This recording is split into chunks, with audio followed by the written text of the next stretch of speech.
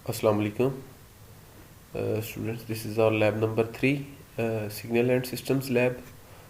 तो इस लैब में जो है हम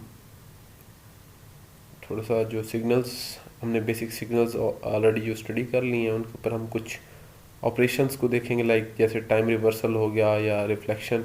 टाइम रिवर्सल और रिफ्लेक्शन सेम चीज़ है, ठीक है। उसके बाद टाइम स्केलिंग या टाइम शिफ्टिंग क्या होती है, ये चीज़ें देखेंगे। उसके बाद हम कुछ सिग्नल्स जैसे कि एनर्जी और पावर सिग्नल्स क्या होते हैं, इवन और ऑड सिग्नल्स क्या होते हैं, ठीक है। तो ये कुछ डिफरेंट टाइप्स ऑफ सिग्नल कह लें, इनको हम जो है वो कंस्ट्रक्ट भी करेंगे और इनको जो है हम थोड़ा सा एनालाइज भी करेंगे। तो सबसे पहले स्टार्ट करते हैं कि पीरियोडिक सिग्नल्स क्या होते हैं। तो सबसे पहली चीज़ तो ये है कि जो टाइम पीरियड होता है ना, बेसिकली जैसे ये कॉन्टीन्यूस टाइम पीरियोडिक सिग्नल्स लिखा हुआ था। टाइम पीरियड बेसिकली होता है कि एक कोई भी सिग्नल जो है ना वो अपनी वन साइकिल जो है ना वो जिस टाइम में मिनिमम टाइम में, वो मिनिमम टाइम जिसमें कोई भी सिग्नल अपनी वन साइकिल जो है वो कंप्लीट करता है, तो उसका टाइम पीरियड कहलाता है। अच्छा, अब जो पीरियोडिक सिग्नल होते हैं ना वो बेसिकली कुछ इसी तरह से टाइम पीरियड को अगर आप ध्यान में रखेंगे तो आपको आसानी समझ आ जाएगी बात कि जो पीरियोडिक सिग्नल्स होते हैं, लेट्स सपोज कोई सिग्नल है, ठीक है, उसको आपने एक कह लें कि ये जो टी लिखा हुआ है, एक्स ऑफ टी एक सिग्नल था, उसको आपने टाइम डोमेन में टी का शिफ्ट दिया। शिफ्ट होता है कि उसको आपने सिग्नल को मूव किया। अभी मैं आपको ये शिफ्टिंग प्रॉपर्टी जो है वो शिफ्टिंग क्या होती है ये मैं आपको मैट लैब में जो है ना वो प्लॉट करके भी बताऊंगा, ठीक है। तो भी आप सिर्फ ये जेन में रखें कि जो आपने सिग्नल को जो है वो टाइम डोमेन में मूव किया, ठीक है, कितने यूनिट्स, टी यूनिट्स। तो अब आपने देखना क्या है कि आपने वो मिनिमम टाइम नोट करना है कि जब आप उतना शिफ्ट उसको दे लें तो वो सेम सिग्नल जो पहले था वही आपके पास एक्स ऑफ टी था, वो सेम सिग्नल आपके पास अपीयर हो जाए। तो वो मिनिमम टाइम जिसके लिए आपने उस सिग्नल को शिफ्ट दिया और वो सेम सिग्नल आपके पास दोबारा से अपीयर हो गया, तो वो बेसिकली उसका टाइम पीरियड कहलाता है। और ऐसे सिग्नल्स जो एक मिनिमम टाइम इंटरवल के बाद मतलब उनको शिफ्ट दें उतना ऐसे सिग्नल जिनको हम एक मिनिमम टाइम टी का शिफ्ट दें और फिर वो दोबारा से वो सेम उसी तरह अपीयर हो जाए, तो ऐसे सिग्नल्स जो हैं वो पीरियोडिक सिग्नल्स होते हैं। जैसे एक साइनोसॉइड सिग्नल है, ठीक है, उसको आप उसका एक टाइम पीरियड लेट्स सपोज कह लें टी है, जिसमें उसकी एक साइकिल कंप्लीट होती है इस तरह, ठीक है, लाइक दिस, ठीक। तो आप उसको कह लें टाइम पीरियड उसका टी था, तो उसका टी का शिफ्ट देंगे तो सेम उसी तरह के एक सिग्नल फिर से आ जाएगा, ठीक है। तो बेसिकली इस तरह कुछ जो है वो पीरियोडिक सिग्नल्स को हम डिफाइन करते हैं। तो ये आपने होपफुली क्लास में जो है वो डिटेल में भी पढ़ा है, तो इसलिए मैं ज़्यादा इसको जो है वो एक्सप्लेन नहीं कर रहा। अच्छा, उसके बाद हम थोड़ी सी ना ये शिफ्टिंग पहले प्रॉपर्टीज़ वगैरह पढ़ लेते हैं कि ये प्रॉपर्टीज़ क्या होती हैं सिग्नल के ऊपर, जो हम प्रॉपर्टीज़ अप्लाई करते हैं साथ साथ हम उनको जो है मैटलैब में भी जो है वो इम्प्लीमेंट करते जाएंगे। अच्छा, सबसे पहले आप देखें कि हमारे पास एक टाइम रिवर्सल की प्रॉपर्टी होती है, इसको हम रिफ्लेक्शन भी कहते हैं, ठीक है। उसमें क्या होता है कि सिग्नल को जो है ना वो हम along time axis, along x axis क्या लें, क्योंकि हम नॉर्मली एक्स एक्सिस को टाइम एक्सिस लेते हैं, ठीक है। तो अलॉन्ग एक्स एक्सिस और अलॉन्ग टाइम एक्सिस हम उसको फ्लिप करते हैं, ठीक है। वो किस तरह करते हैं वो मैं आपको मैटलैब में दिखाता हूँ। अच्छा, ये मैंने यहाँ पे एक टाइम इंटरवल डिफाइन कर लिया, t is equal to 1 to 5, ठीक है। और उसके बाद मैंने ये एक exponential signal x is equal to t E raise power t जो है वो डिफाइन कर लिए। ये मेरे ख्याल में आपके मैनुअल में भी है ये टास्क, ठीक है, तो मैंने वहीं से जो है इसको कॉपी किया।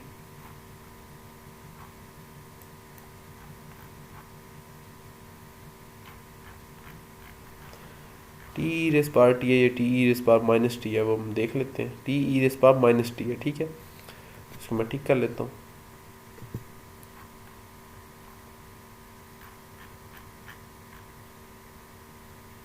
टी ई रेस पार माइनस टी है,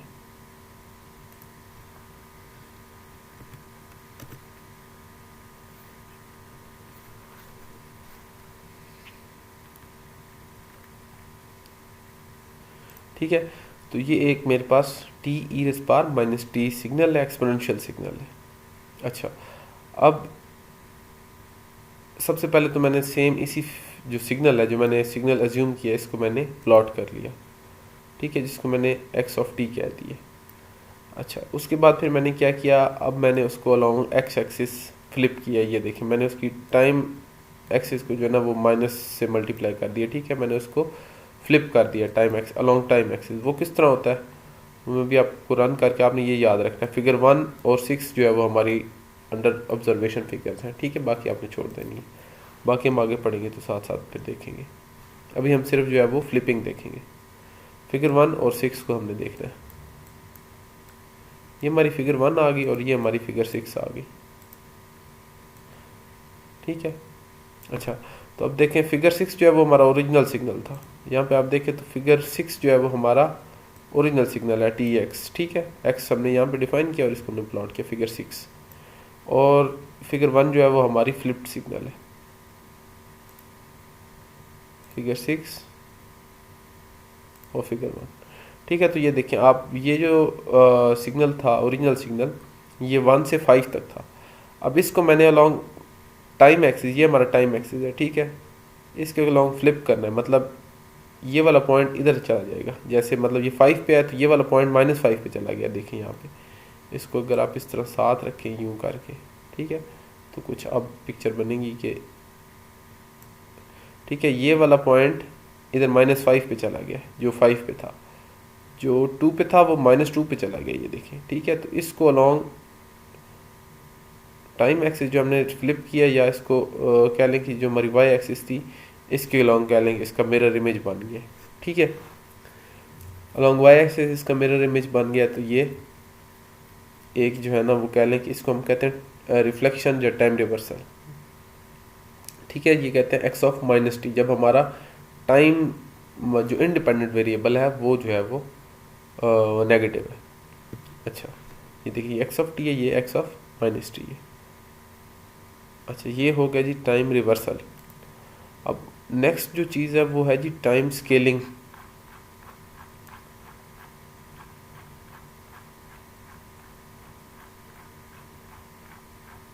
टाइम स्केलिंग जो है ना वो बेसिकली वो कुछ इस तरह है कि लेट्स सपोज हमारे पास सिग्नल है एक्स ऑफ टी, तो हमने टाइम को कह लें कि, या हम टाइम इंटरवल को जो है हम ए से मल्टीप्लाई करें, मतलब जो हमारा इंडिपेंडेंट वेरिएबल है उसको हम ए से मल्टीप्लाई कर रहे हैं यहाँ पे, ठीक है, या हम ए से डिवाइड कर रहे हैं। ये देखें,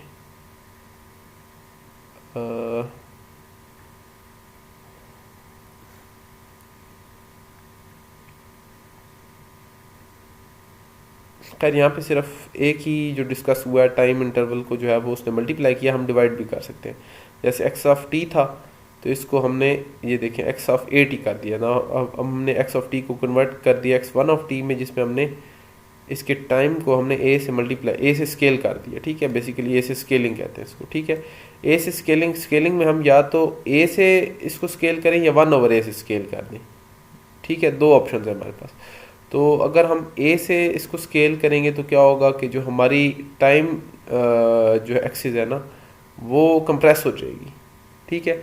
अब यहाँ पे ए से अगर हम इसको टाइम इंटरवल को जो है क्या मल्टीप्लाई कर रहे हैं या हम इसको स्केल कर रहे हैं, तो हमारी जो टाइम एक्सिस है वो ए से डिवाइड हो जाएगी, मतलब कि वो कंप्रेस हो जाएगी। और जब हम इसको 1/a से स्केल करेंगे तो हमारी जो टाइम एक्सिस है वो ए से जो फैक्टर है उससे वो एक्सपैंड हो जाएगी। वो किस तरह, वो मैं आपको यहाँ मैटलैब में दिखाऊंगा तो आपको इजीली समझ आ जाएगा, ठीक है। तो लेट्स सपोज मैंने ए जो है वो फैक्टर वो मैंने 2 ले लिया, ठीक है। यहाँ पे आप देखें, यहाँ पे हम नेक्स्ट आ गए हम स्केलिंग पे, ठीक। तो ये मैंने ए को 2 ले लिया, ठीक है। उसके बाद मैंने अब देखें कि टाइम को मैंने ए से डिवाइड किया यहाँ पे। अब बेसिकली ये है, ये क्या चीज़ है, ये एक्स ऑफ 2t है। अब जब हम स्केल एक्स ऑफ टी को हम स्केल कर रहे हैं फैक्टर 2 से, मतलब ए से, 1/a नहीं ए, ठीक है। तो ए से हम करेंगे तो हमारी बेसिकली टाइम एक्सिस जो है ना वो कंप्रेस होगा बाय फैक्टर ए, ठीक है। तो उसके लिए हमने इसको टाइम एक्सिस को ए से डिवाइड कर दिया। और अगर हम इसको, दिस शुड बी t/2, ठीक है, ये t/2 है, x(t/2), ठीक है। तो ये x(2t) था, ये x(t/2) है, ये x(a)t था, ये x(t/a) है। अब t/a में क्या होगा कि हमारी टाइम एक्सिस एक्सपेंड हो जाएगी, a से मल्टीप्लाई हो जाएगी। तो इसको भी हम देख लेते हैं रन करके, ठीक है। तो ये देखिए अब हमारे पास फिगर्स कौन कौन सी अंडर ऑब्जर्वेशन, एक तो हमारे पास ओरिजिनल है ना 6, और जो हमारे पास कंप्रेशन है उसके लिए हमारे पास है फिगर 2। 6 और 2 को देख लेते हैं,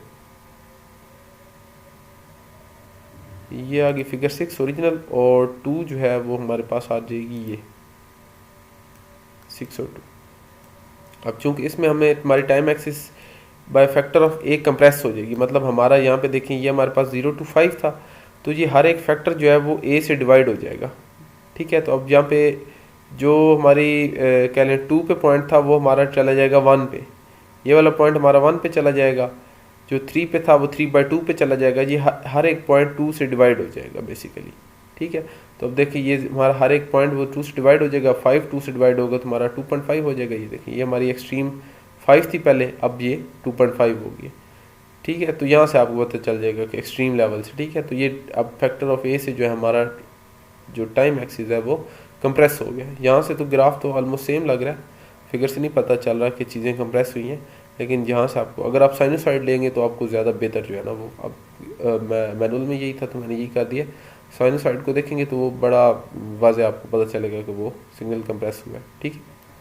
और उसकी जब आप एक्स और वाई लिमिट सेट करेंगे तो वहाँ से आपको मज़ीद जो है वो मैटलैब में जो वाज़े हो जाएगा किस तरह सिग्नल कंप्रेस हो रहा है। अच्छा, अब फिगर 6 तो इसी तरह रहेगी, जो हमारी स्ट्रेच थी उसके लिए फिगर 3 थी, ठीक है। तो ये फिगर 3 आ गई। अब ये हमारी 2 से मल्टीप्लाई हो जानी है हर चीज़, ठीक है। चूँकि हम एक्सपेंशन कर रहे हैं यहाँ पे टाइम एक्सिस की, तो जो 5 पे थी वो हमारी 10 पे चली जाएगी। ये देखिए अब ये 5 पे थी जगह तो ये 10 पे चला गया, जो 4 पे थी वो 8 पे चली जाएगी, ठीक है। तो थोड़ी सी टाइम एक्सिस हमारी स्ट्रेच हो जाएगी। तो ये थी टाइम स्केलिंग। नेक्स्ट जो चीज़ है वो होती है जी टाइम शिफ्टिंग। टाइम शिफ्टिंग क्या होती है कि सिग्नल को ऑन टाइम एक्सिस जो है मूव करवाएं, ठीक है। शिफ्टिंग बेसिकली मूवमेंट ही है। तो वो किस तरह है कि लेट्स सपोज अगर आप इसको, ये देखिए यहाँ पे मैंने इसको जी t0 जो है ना बेसिकली ये कितने पॉइंट्स आपने इसको शिफ्ट या कितने यूनिट्स आपने इसको मूव करवाना है, ठीक है। तो वो मैंने ले लिया 2। तो अब मैंने सिग्नल को 2 यूनिट्स जो है ना वो कह लें कि मूव करवाना है।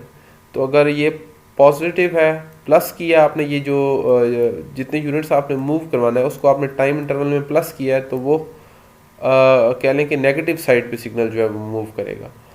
और अगर आपने उसको माइनस किया है तो वो पॉजिटिव साइड पे मूव करेगा, ठीक है। तो ये देखिए यहाँ पे लिखा हुआ है कि अगर आपने इसको t-t0 किया है तो ये t0 यूनिट टुवर्ड्स लेफ्ट जो है ये मूव करेगा, ठीक है।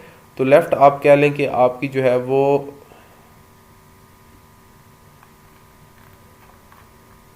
मैं इसको आपको ग्राफ में दिखाता हूँ।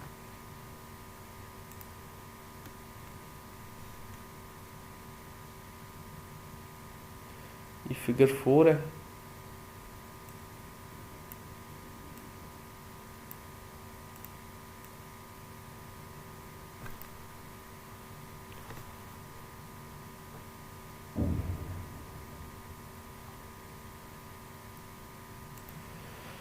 सो मैं आपको शिफ्टिंग का बता रहा था, तो यहाँ पे थोड़ी सी ना मैनुअल में मिस्टेक है जो आपने करेक्ट कर लेनी है। मैंने अभी जो है ना इसको थोड़ा सा सर्च आउट किया है। तो यहाँ पे जो लिखा हुआ है ना टाइम शिफ्टिंग, तो x(t-t0) है ना, तो ये जब हम यहाँ पे -t0 का शिफ्ट देंगे तो हमने जो ग्राफ को मूव करना है तो वो टूवर्ड्स राइट मूव करना है, ठीक है, मतलब पॉजिटिव साइड पे। ये देखें ना आप यहाँ पे, अगर मैं आपको यहाँ पे एक नेट पे मैंने जो पिक्चर देखी है, ठीक है।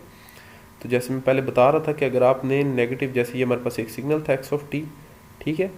तो जब आपने इसको x(t-3) का शिफ्ट दिया, ठीक है, तो ये देखिए जो -1 वाला कंटेंट था वो 2 पे चला गया, मतलब टूवर्ड्स पॉजिटिव साइड इसको शिफ्ट देना जब यहाँ पे x(t-3) होता है, ठीक है। तो ये -1 वाला जो कंटेंट होगा वो 2 पे आ जाएगा, ठीक है। तो ये 3 यूनिट्स इधर मूव करेगा, 0 1 2, ठीक हो गया। अब इसी तरह अगर हमने इसको x ऑफ ये अब y ऑफ कह लें कि ये इसने क्या किया, y2 of t is equal to x of t plus 4, ठीक है। अब ये x ऑफ t था, इसको प्लस का शिफ्ट दिया तो ये माइनस वाली साइड पे ही मूव होगा, ठीक है। ये ओरिजिनल सिग्नल था। अब इसको अगर मैं +4 का शिफ्ट दिया, जो 2 पे था वो 4 यूनिट्स लेफ्ट पे मूव कर जाएगा, 2 वाला चला जाएगा 1 0 -1 और -2 पे चला जाएगा। जो 2 पे होगा वो -2 पे चला जाएगा। ये देखें ये जो सिग्नल का हिस्सा था वो -2 पे चला गया, उसके बाद वाला 3 पे चला गया, मतलब यहाँ से सिग्नल उठ के 2 पे चला जाएगा और इस तरह पीछे की तरफ जो है वो सिग्नल हमारे पास इस तरह ग्राफ बन जाएगा जिस तरह ये बना हुआ, ठीक है। तो ये 2 चीज़ें जो है ना आपने याद रखनी है कि यहाँ पे अगर माइनस होगा तो हमने इसको टूवर्ड्स पॉजिटिव साइड मूव करवाना है, और अगर यहाँ पे प्लस होगा तो हमने उसको टूवर्ड्स नेगेटिव साइड जो है मूव करवाना है, ठीक है, उतने यूनिट्स। तो इसको जो है आपने यहाँ पे मैनुअल में जो है वो थोड़ा सा ठीक कर लेना है, टूवर्ड्स राइट लेफ़्ट जो है ना वो मेरे ख्याल में ये जो लिखा हुआ है टूवर्ड्स लेफ़्ट, तो इसका मतलब है ये लेफ़्ट नेगेटिव साइड बनती है जो कि गलत है, ठीक है। राइट होना था यहाँ पे, टूवर्ड्स राइट हमारे पास जो है वो पॉजिटिव एक्सिस बनती है। तो यहाँ पे अब लेट्स सपोज मैंने अगर इसको t + t0 किया तो मैं यहाँ पे माइनस लिखूँगा, ठीक है। तो माइनस होगा तो ये तब हम इसको अलोंग जो x एक्सिस है हम उसको पॉजिटिव पे शिफ्ट देंगे उतना 2 का, ठीक है। तो ये हमारे पास t - t0 आ जाएगा। इसको हम रन करते हैं तो हमारे पास जो फिगर 4 और फिगर 6 है उसको हम कंपेयर कर लेंगे। हमारे पास फिगर 4 आ गई और ये हमारे पास जो है वो फिगर 6 आ गई, ठीक है। तो ये देखें ये सिग्नल 0 पे था लेट्स सपोज, ठीक है, तो वो चला जाएगा 2 यूनिट 2 पे चला जाएगा, ठीक है। लेकिन यहाँ पे अब देखें ये 1 से स्टार्ट हो रहा है। बेसिकली मैंने जो टाइम एक्सिस लिया हुआ है वो भी 1 से 5 लिया हुआ है, ठीक है। तो हमारा ओरिजिनल टाइम एक्सिस जो है वो 1 से 5 है। अब हम इसको जो शिफ्ट देंगे इसको तो वो 2 यूनिट्स का है, तो जो 1 वाला कंटेंट है वो 3 पे चला जाएगा। 2 यूनिट्स को जो है उसको पॉजिटिव शिफ्ट देना है क्योंकि हमने x ऑफ t - t0 की है, ठीक है। तो ये 6 आ गया और ये हमारे पास फिगर 4 आ गई, ठीक। तो ये 3 पे चला गया, 1 वाला कंटेंट 3 पे चला गया, ठीक है। 5 वाला 2 यूनिट्स आगे मूव कर जाएगा, 7 पे चला जाएगा, ये देखिए, ठीक। तो ये इस तरह जो है आपकी जो है वो टाइम शिफ्टिंग की प्रॉपर्टी। अभी माइनस करेंगे तो ये प्लस करेंगे तो ये बैकवर्ड मूव करेगा टुवर्ड्स नेगेटिव एक्स एक्सिस। तो ये थी जी टाइम स्केलिंग, शिफ्टिंग वगैरह की प्रॉपर्टीज़। उसके बाद हम चलते हैं आगे। अब जो है हम थोड़ा सा वो पीरियोडिक सिग्नल्स वाला जो कॉन्सेप्ट कर रहे थे उसको देखते हैं, ठीक है। पीरियोडिक सिग्नल्स की होपफुली आपको समझ आ गई होगी, ठीक है। जो एक टाइम मिनिमम टाइम इंटरवल जिसको हम टाइम पीरियड कहते हैं उसके बाद खुद को रिपीट करें बार बार, ठीक है। तो वो जो मिनिमम टाइम होता है जिसके बाद रिपीटिशन होती है वो बेसिकली एक टाइम पीरियड होता है सिग्नल का। अच्छा, अब लेट्स सपोज आपके पास 2 कंटिन्यूस टाइम सिग्नल हैं और वो दोनों ऐड हो रहे हैं, ठीक है। उनका टाइम पीरियड किस तरह फाइंड करेंगे? तो उसके लिए जो है वो एक सिंपल सी कह लें कि एक थोड़ी सी डेरिवेशन हुई है, फिर मैं आपको एक छोटी सी एग्जांपल जो है ना वो करके दिखा दूंगा, तो उससे आपको जो मज़ीद क्लियर हो जाएगा। तो जो डेरिवेशन है वो आपको क्लास में भी करवाई होगी, लेकिन मैं भी आपको यहाँ पे थोड़ी सी जिस तरह हुई है इसी तरह समझा देता हूँ कि लेट्स सपोज आपके पास एक सिग्नल था x1 ऑफ t और एक पीरियोडिक सिग्नल था x2 ऑफ t। अब आपने क्या किया थी, दोनों सिग्नल x1 और x2 को आपने ऐड कर दिया। अब वो जब दोनों एडिड सिग्नल आपने दोनों को ऐड किया तो उसके बाद हमारे पास एक जो रिजल्टेंट सिग्नल आ गया वो था x ऑफ t, एक रिजल्टेंट सिग्नल जो कि सम था x1 ऑफ t का और x2 ऑफ t का। अच्छा, चूंकि x1 ऑफ t जो है वो भी पीरियोडिक है और x2 ऑफ t जो है वो भी पीरियोडिक है। अब दोनों पीरियोडिक सिग्नल्स थे, ठीक है। तो हम क्या लेते हैं जी, x1 of t is equal to x1 of t plus mt1 और x2 of t is equal to x2 of t plus kt2। ये इक्वेशन तब होल्ड करती है जब सिग्नल पीरियोडिक हो, मतलब x1 of t will be equal to x1 of t plus mt1 only if x1 of t is periodic. जैसे यहाँ पे पीरियोडिक के लिए यहाँ पे डेफिनेशन में गिवन है कि x of t is equal to x of t plus capital T, ठीक है। तो ये कैपिटल T का मतलब है कि मिनिमम टाइम इंटरवल ऑफ जिसके बाद वो सिग्नल रिपीट करे, जैसे यहाँ पे ये kt लिख दिया उसने, तो ये प्रॉपर्टी तब होल्ड करती है जब सिग्नल पीरियोडिक हो। ठीक है, इसी तरह ये हमने x2 के लिए भी सेम वही प्रॉपर्टी जो पीरियोडिसिटी की है वो लिख दी। अब चूंकि ऐड हो रहे हैं सिग्नल, तो x of t is equal to x one of t plus x two of T है, तो ये वाला हम चूंकि x1 ऑफ टी और x2 ऑफ टी इक्वल है x1 of t plus mt1 और x2 of t plus kt2, तो x1 ऑफ टी और x2 ऑफ टी की जगह हम लिख देंगे x1 of t plus mt1 plus x2 of t plus kt2। उसके बाद आपने क्या करना है कि अब अगर x1 ऑफ टी भी पीरियोडिक था, x2 ऑफ टी भी पीरियोडिक था, ठीक है, तो उससे हम एक्सपोज कर लेंगे तो हमारा x ऑफ टी है ना वो भी पीरियोडिक है। ठीक है, तो अगर हमारा x ऑफ टी भी पीरियोडिक है तो फिर क्या होना चाहिए कि x of t should be equal to x of t plus capital T. ठीक है, अब हमने x ऑफ टी पे वो वाली कंडीशन लगा दी है जो हमने पहले x1 ऑफ टी और x2 ऑफ टी पे लगाई थी पीरियोडिसिटी वाली। तो हमारे पास क्या आ जाएगा, x of t is equal to x of t plus capital T. ठीक है, तो इसको हम लिख सकते हैं x of one of t plus capital T plus x2 of t plus capital T. अच्छा, ये जो अब कैपिटल टी है ये बेसिकली इसका टाइम पीरियड है x ऑफ टी का। ठीक है, तो ये हमने कैपिटल टी को जो है ना बेसिकली हमने डिटरमिन करना है। तो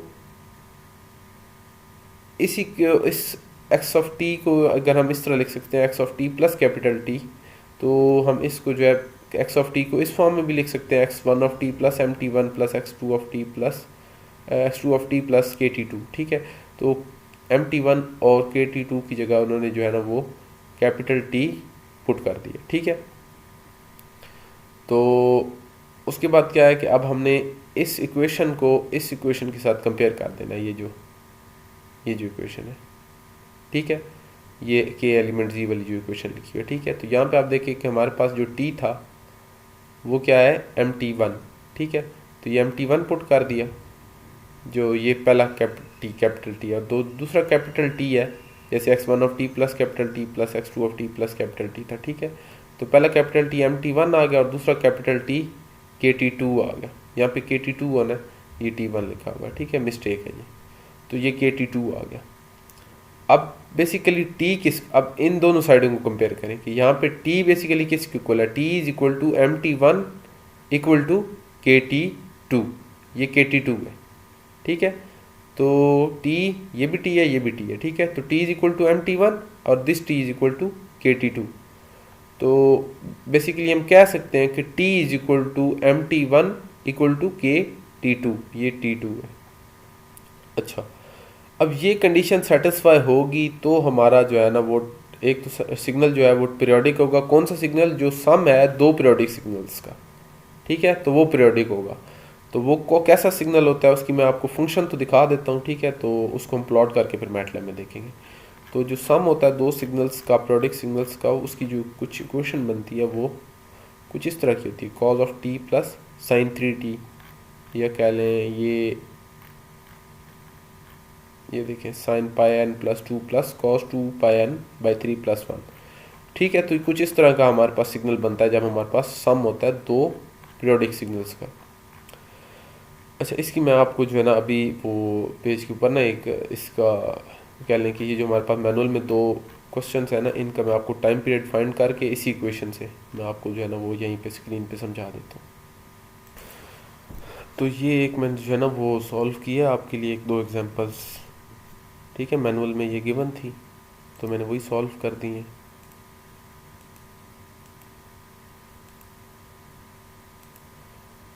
तो यहाँ से हम पहले क्वेश्चन देख लेते हैं। ठीक है, फिर हम उसको जो है ना उसका टाइम पीरियड निकालेंगे। ये जी पहला लेट्स सपोज क्वेश्चन था हमारे पास, x of t is equal to cos t plus 3 sine 3t। ठीक है, इसको हमने सबसे पहले तो इसको हमने प्लॉट करना है इन टाइम ऑफ 3 पीरियड्स। ठीक है, तो 3 पीरियड्स के लिए प्लॉट करने के लिए हमें पहले इसका टाइम पीरियड पता होना चाहिए। ठीक है, तो टाइम पीरियड पता करने के लिए हमें जो है वो ये वाली इक्वेशन जो है ना उसको सेटिस्फाई करना पड़ता है। कौन सी इक्वेशन, ये वाली जो अभी मैंने आपको यहाँ पे ड्राइव करके दी, mt1 kt2 is equal to t. ठीक है, where m and k are integers. तो सेम मैंने यहाँ पे उसी तरह ये देखिए mt1 equal to kt2 equal to t. ठीक है, इक्वल टू टी कह लें इसको। ठीक है, तो t1 हमारे पास जो है वो यहाँ से हमें पता चल रहा है टाइम पीरियड निकालने का जो पहला सिग्नल है T1 फर्स्ट सिग्नल जो है उसका टाइम पीरियड है। जैसे हमारे पास पहला सिग्नल है यहाँ पे cos t, ठीक है, तो ओमेगा यहाँ पे क्या है 1, तो हमें टाइम पीरियड निकालने का फॉर्मूला पता है 2π/ओमेगा, ठीक है, तो ओमेगा 1 है तो हमारे पास इसका जो टाइम पीरियड आ जाएगा cos t का वो हमारे पास आ जाएगा T1 = 2π, ठीक है, तो ये मेरे पास T1 = 2π आ गया। T2 मेरे पास आ गया 2π/3, सेम उसी तरह से ये देखिए 3 था यहाँ पे, ओमेगा 3 है तो 2π/3 हो जाएगा, ठीक है, तो T1 और T2 आ गए। अब हम इसको इस इक्वेशन में पुट करेंगे, ये देखें MT1 = KT2 = T, ठीक है।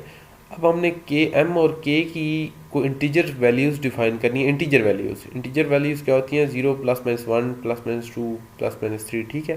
मेरे ख्याल में ये पॉजिटिव इंटीजर्स होते हैं, वो भी मैं आपको दिखा देता हूँ मैनुअल से, हम इसको कन्फर्म कर लेते हैं, ठीक है, वरना तो फिर आप +-1 +-2 कोई भी ले सकते हैं इंटीजर वैल्यू, लेकिन इंटीजर वैल्यू लेनी है, ठीक है, इंटीजर वैल्यू है z,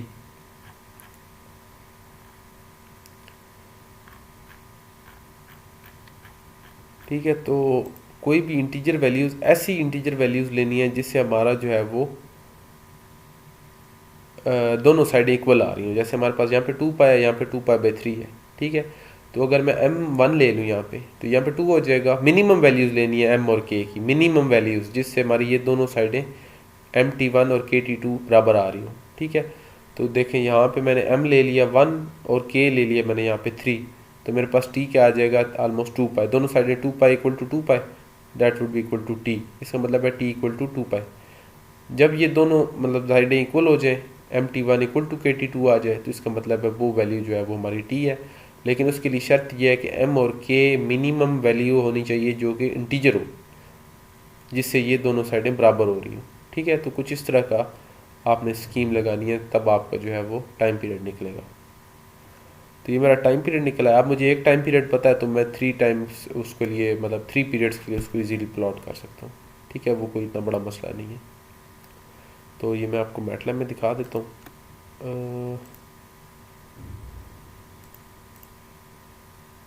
आई थिंक इसका मैंने कोड नहीं लिखा अभी, चलिए इसका कोड लिख लेते हैं।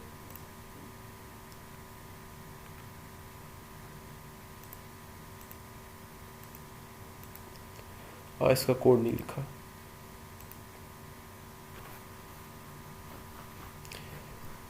चलिए इसका कोड लिख लेते हैं। फिर उसके बाद जो हम ये पहली 3 लाइनें तो इसी तरह आ जाएंगी, ये भी आने दो, इसको हम यहाँ से कॉपी कर लेते हैं यहाँ पे, ठीक है। टी हमारा कितना है? 3 टाइम पीरियड है, तो एक टाइम पीरियड हमारा 2π है, तो 3 के लिए हमारा 6π हो जाएगा यहाँ पे, 6π,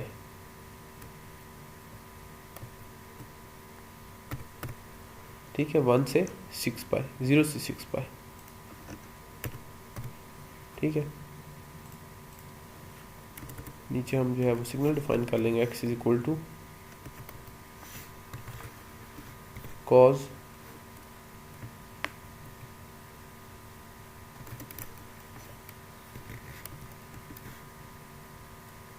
cos of t, ठीक है।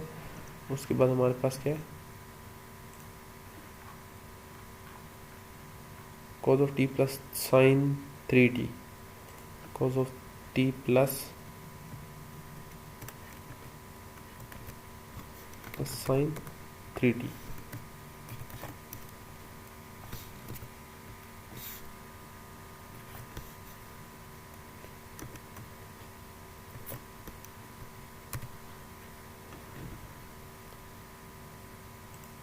ठीक है।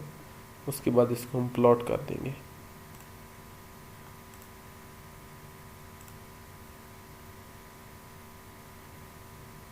चलिए प्लॉट खुद ही लिख लेते हैं।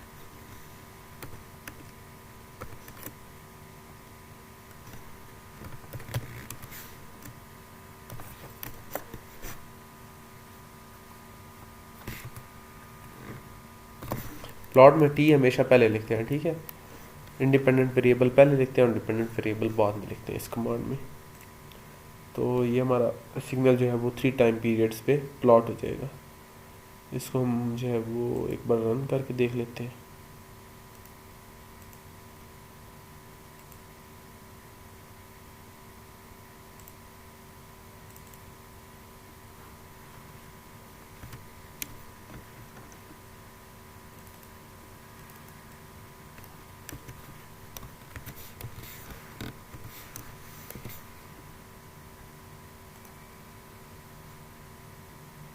ठीक है। तो ये देखें ये 3 पीरियड्स के ऊपर जो है ना वो प्लॉट हो गया, ठीक है। ये 0 से लेकर 20 तक, 20 से भी थोड़ा सा पीछे 3 पाए आप 18 पॉइंट कुछ बनता है, 6.28 का एक पाया होता है, ठीक है। तो 6/6 से मल्टीप्लाई कर दें, 3.14 होता है ना, 2/6.28 बनता है, ठीक है। तो 6.28 को 3 से मल्टीप्लाई करेंगे तो हमारे पास जो है वो 0 से 6 पाई तक बन जाएगा, ठीक है। तो 6.28 मल्टीप्लाई बाई 3 ऑलमोस्ट 19-20 के दरमियान में कुछ बनेगा, ठीक है। तो ये देखिए ये सिग्नल जो है वो तकरीबन 1 से स्टार्ट होता है, ठीक है। तो ये जाता है इस तरह, ये फिर यहाँ पे ये देखिए ये नहीं, यहाँ से फिर ये स्टार्ट हो रहा है, यहाँ तक इसका एक टाइम पीरियड बनता है 6.28 तक, 6.2 यहाँ पे है ना, तो यहाँ तक इसका एक साइकिल बनेगा, ठीक है। फिर उसके बाद रिपीट हो रहा है, इसका मतलब ये पीरियोडिक भी है और ये 3 पीरियड्स पे जो है वो प्लॉट भी हो गया। अच्छा, अब नेक्स्ट जो है ना, ये तो था केस जब हमारे पास सिग्नल जो है वो वो है कॉन्टीन्यूस है। जब हमारे पास अगर डिस्क्रीट टाइम सिग्नल हो तो उस केस में आपने क्या करना है, डिस्क्रीट टाइम सिग्नल के केस में जो कंडीशन होती है वो होती है कि सेम उसी तरह हमारे पास एक इक्वेशन आ जाती है Qn2 इक्वल टू Pn1 या Pn1 is equal to Qn2, Pn1 equal to Qn2। अब इसमें आपने क्या करना है कि N2 और N1 तो उसी तरह आपने पीरियड्स निकाल लेने हैं दोनों जो हमारे पास सिग्नल्स होंगे उनके, ठीक है। तो N2/N1 की रेशो लेंगे तो हमारे पास P/Q आ जाएगा, ठीक है। तो अगर ये हमारे पास P/Q बेसिकली इस रेशो से अगर हमारे पास वो आ रहा है, क्या कहते हैं, एक रैशनल नंबर आ रहा है, ठीक है। तो इसका मतलब है जो है वो सिग्नल हमारा जो है वो पीरियोडिक भी है, एक रैशनल नंबर आ रहा है तो इसका मतलब है सिग्नल हमारा पीरियोडिक भी है। फिर हम उसको हम यूज़ कर सकते हैं, इस फ्रैक्शन को हम यूज़ कर सकते हैं for finding time period of that signal, ठीक है। तो उसकी एग्जांपल जो है वो हम देख लेते हैं। ये देखिए यहाँ पे हमारे पास जो है ना वो एक टास्क है, ये देखिए साइन पाई एन, ये देखिए जेड ऑफ एन, ये अब एन यहाँ पे आ गया, इसका मतलब ये एक डिस्क्रीट टाइम सिग्नल है। Sine pi n plus 2 plus cos 2 pi n by 3 plus 1, ठीक है। तो इसको जो है वो इसका मैं टाइम पीरियड आपको दिखा देता हूँ किस तरह कैलकुलेट करना है। ये देखें, ये मैंने n1 निकाल लिया 2 पाई बाई पाई, ठीक है। ओमेगा पहले का पाई है, यहाँ पे देखिए ओमेगा पाई है और दूसरे का 2 पाई बाई 3 है, ठीक है। तो यहाँ पे देखिए मैंने एक पाई यहाँ पे प्लेस की, यहाँ पे मेरे ख्याल मैंने 2 पाई प्लेस कर दी, 2 पाई बाई 3 होना चाहिए था। तो ये मेरे ख्याल में थोड़ा सा रॉन्ग कैलकुलेट हो गया, इसको मैं दोबारा देख लेता हूँ, ठीक है। तो फिर मैं आपको वापस जो है वो एक पिक्चर दिखाता हूँ। तो ये जो है ना बेसिकली यहाँ पे 3 आएगा, ठीक है।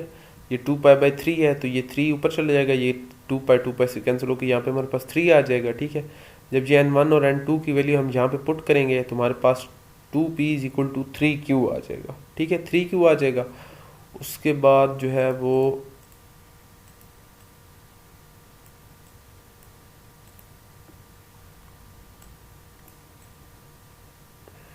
यहाँ पे जो हमारे पास 2p equal to 3q, p/q हमारे पास आ जाएगा 3/2, ठीक है। अब अगर तो ये रैशनल नंबर है, ठीक है, तो इसका मतलब है सिग्नल हमारा पीरियोडिक है, ठीक है। अगर ये इरेशनल नंबर है तो इसका मतलब हमारा सिग्नल जो पीरियोडिक नहीं है, पीरियोडिक नहीं है तो इसका मतलब है टाइम पीरियड भी नहीं निकल सकता। अच्छा, अब ये पीरियोडिक है तो इसको आपने प्लॉट करना है जितने भी पीरियड्स पे, आप पीरियड्स के लिए आप जो है ना वो ये p की वैल्यू यहाँ पे पुट कर दें, q 2 है, p यहाँ पे 3 होगा, ठीक है। तो p यहाँ पे 3 आ जाएगा, q यहाँ पे 2 आ जाएगा। n1 और n2 आपको पता है, तो n1 बेसिकली 2 है और n2 3 है, ठीक है। तो ये 6 बनता है, ठीक है। तो 6 हमारा टाइम पीरियड हो जाएगा। तो उसके बाद आपने अगर 2 पीरियड्स पे करना है तो 0 से 12 तक, 3 के लिए करना है तो 0 से 18 तक। इस तरह जो है आपने इसका टाइम पीरियड और ये चेक करना है कि पीरियोडिक है कि नहीं है, ठीक है। तो अगर तो यहाँ पे कोई पाई वगैरह आ जाता है या √2 आ जाता है तो किस इस तरह की वैल्यू 1/√2 पाई/2 इस तरह की चीज़ें आ जाती हैं तो फिर ये एक इरेशनल जो है ना वो नंबर होगा और ये जो है वो सिग्नल अपीरियोडिक होगा। फिर भी आपने उसको प्लॉट करके देख लेना है, सिंपली आपने अपने अंदाजे पे किसी एक टाइम पे इंटरवल पे उसको प्लॉट कर लेना है। तो आपको जो है ना वो आंसर जो है वो थोड़ा सा आपको विजुलाइज हो जाएगा कि ये पीरियोडिक नहीं है। अब ये जैसे ये सिग्नल नेक्स्ट जो है ये अपीरियोडिक है, ठीक है, क्योंकि यहाँ पे आप देखेंगे यहाँ पे पाई मिसिंग है, ठीक है। पाई मिसिंग है तो हमारा जो टाइम पीरियड इसका निकालेंगे N2 निकालेंगे हम, तो उसमें हमारा पाई आएगा। जब वो पाई आएगा तो वो हमारे पी बाई क्यू में भी आएगा, तो पी बाई क्यू एक इरेशनल वैल्यू आएगी, ठीक है। तो फिर आप उसको जब प्लॉट करके देखेंगे तो ये एक ए पीरियोडिक सिग्नल बनेगा। तो ये आपने जिस तरह मैंने इस सिग्नल को प्लॉट किया, अब मेरे ख्याल में प्लॉट करना तो आपके लिए मुश्किल नहीं है, ठीक है। तो सिंपली आपने ये कॉज और साइन की इक्वेशन लिखनी है।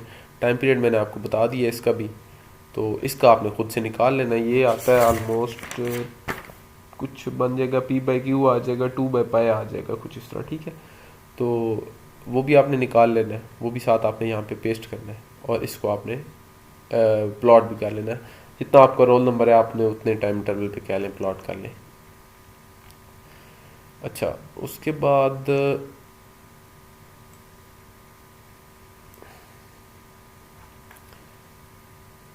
ये हो गया हमारे पास जो था वो जो अगर हमारे पास सम हो दो पीरियोडिक सिग्नल्स का, तो उनका हमने टाइम पीरियड कैसे निकालना है। नेक्स्ट चीज़ हमारे पास आ जाएगी जी, इवन और ऑड सिग्नल क्या होते हैं, ठीक है। इवन, अब कोई भी सिग्नल होता है ना, बेसिकली उसमें दो पार्ट्स होते हैं, उसका एक इवन पार्ट होता है और एक हमारा ऑड पार्ट होता है सिग्नल का। तो हम अगर उन इवन और ऑड पार्ट्स को ऐड करें तो हमारे पास जो है वो ओरिजिनल सिग्नल कंस्ट्रक्ट हो जाता है।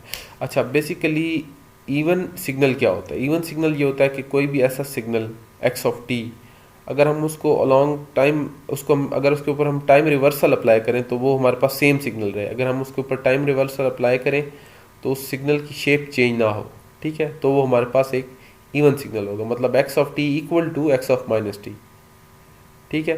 तो कह लें कि जो कोसाइन सिग्नल है, या यहाँ पे हम इसको जो है ना वो मैटलैब में पहले देख लेते हैं, फिर आपको समझ आ जाएगी।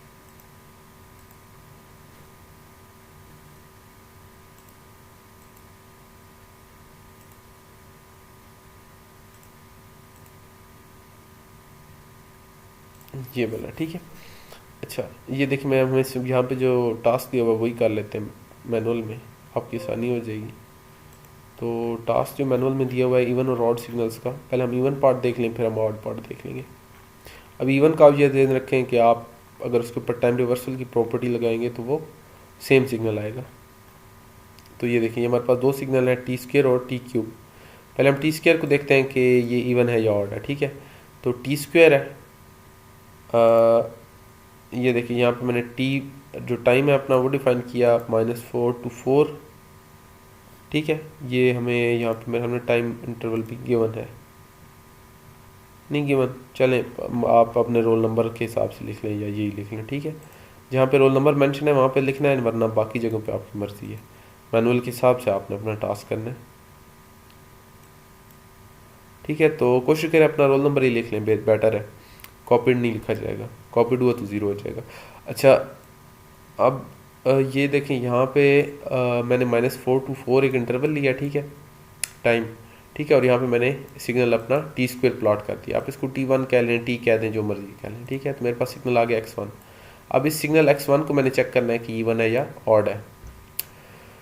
तो ऑड टाइम रिवर्सल की प्रॉपर्टी मैंने आपको शुरू में बताई थी, किस तरह आपने जो है ना वो टाइम डोमेन को जो है ना वो नेगेटिव मेंशन करना है। ये माइनस में मेंशन करेंगे तो हमारा जो है ना वो टाइम रिवर्सल की प्रॉपर्टी अप्लाई हो जाएगी, सिग्नल अपीयर हो जाएगा, ठीक है, प्लॉट हो जाएगा। तो मैंने एक ओरिजिनल सिग्नल प्लॉट कर लिया और एक साथ ही उसके ये सर्कल्स में जो है ना वो टाइम रिवर्सल की प्रॉपर्टी अप्लाई करके सिग्नल को प्लॉट कर लिया, ठीक है, -T1 × x1 कर दिया। तो इसको हम रन करके देख लेते हैं हमारे पास क्या आता है। ये देखिए, जो फिगर 1 है बेसिकली वो है, तो वो देखें वो सेम आ रही है। ये नीचे हमारे पास एक सॉलिड लाइन आ रही है, जो है वो सॉलिड लाइन जो है वो हमारा ओरिजिनल सिग्नल है, और ये जो डॉटेड है इसके ऊपर टाइम रिवर्सल की प्रॉपर्टी अप्लाई की है, तो दोनों देखें सेम है। तो इसका मतलब है ये एक हमारे पास जो है ना वो इवन सिग्नल है, ठीक है। ऑड सिग्नल क्या होता है कि ऑड सिग्नल के ऊपर आप पहले कंडीशन देख लेते हैं, फिर मैं आपको उसका ग्राफ दिखाता हूँ।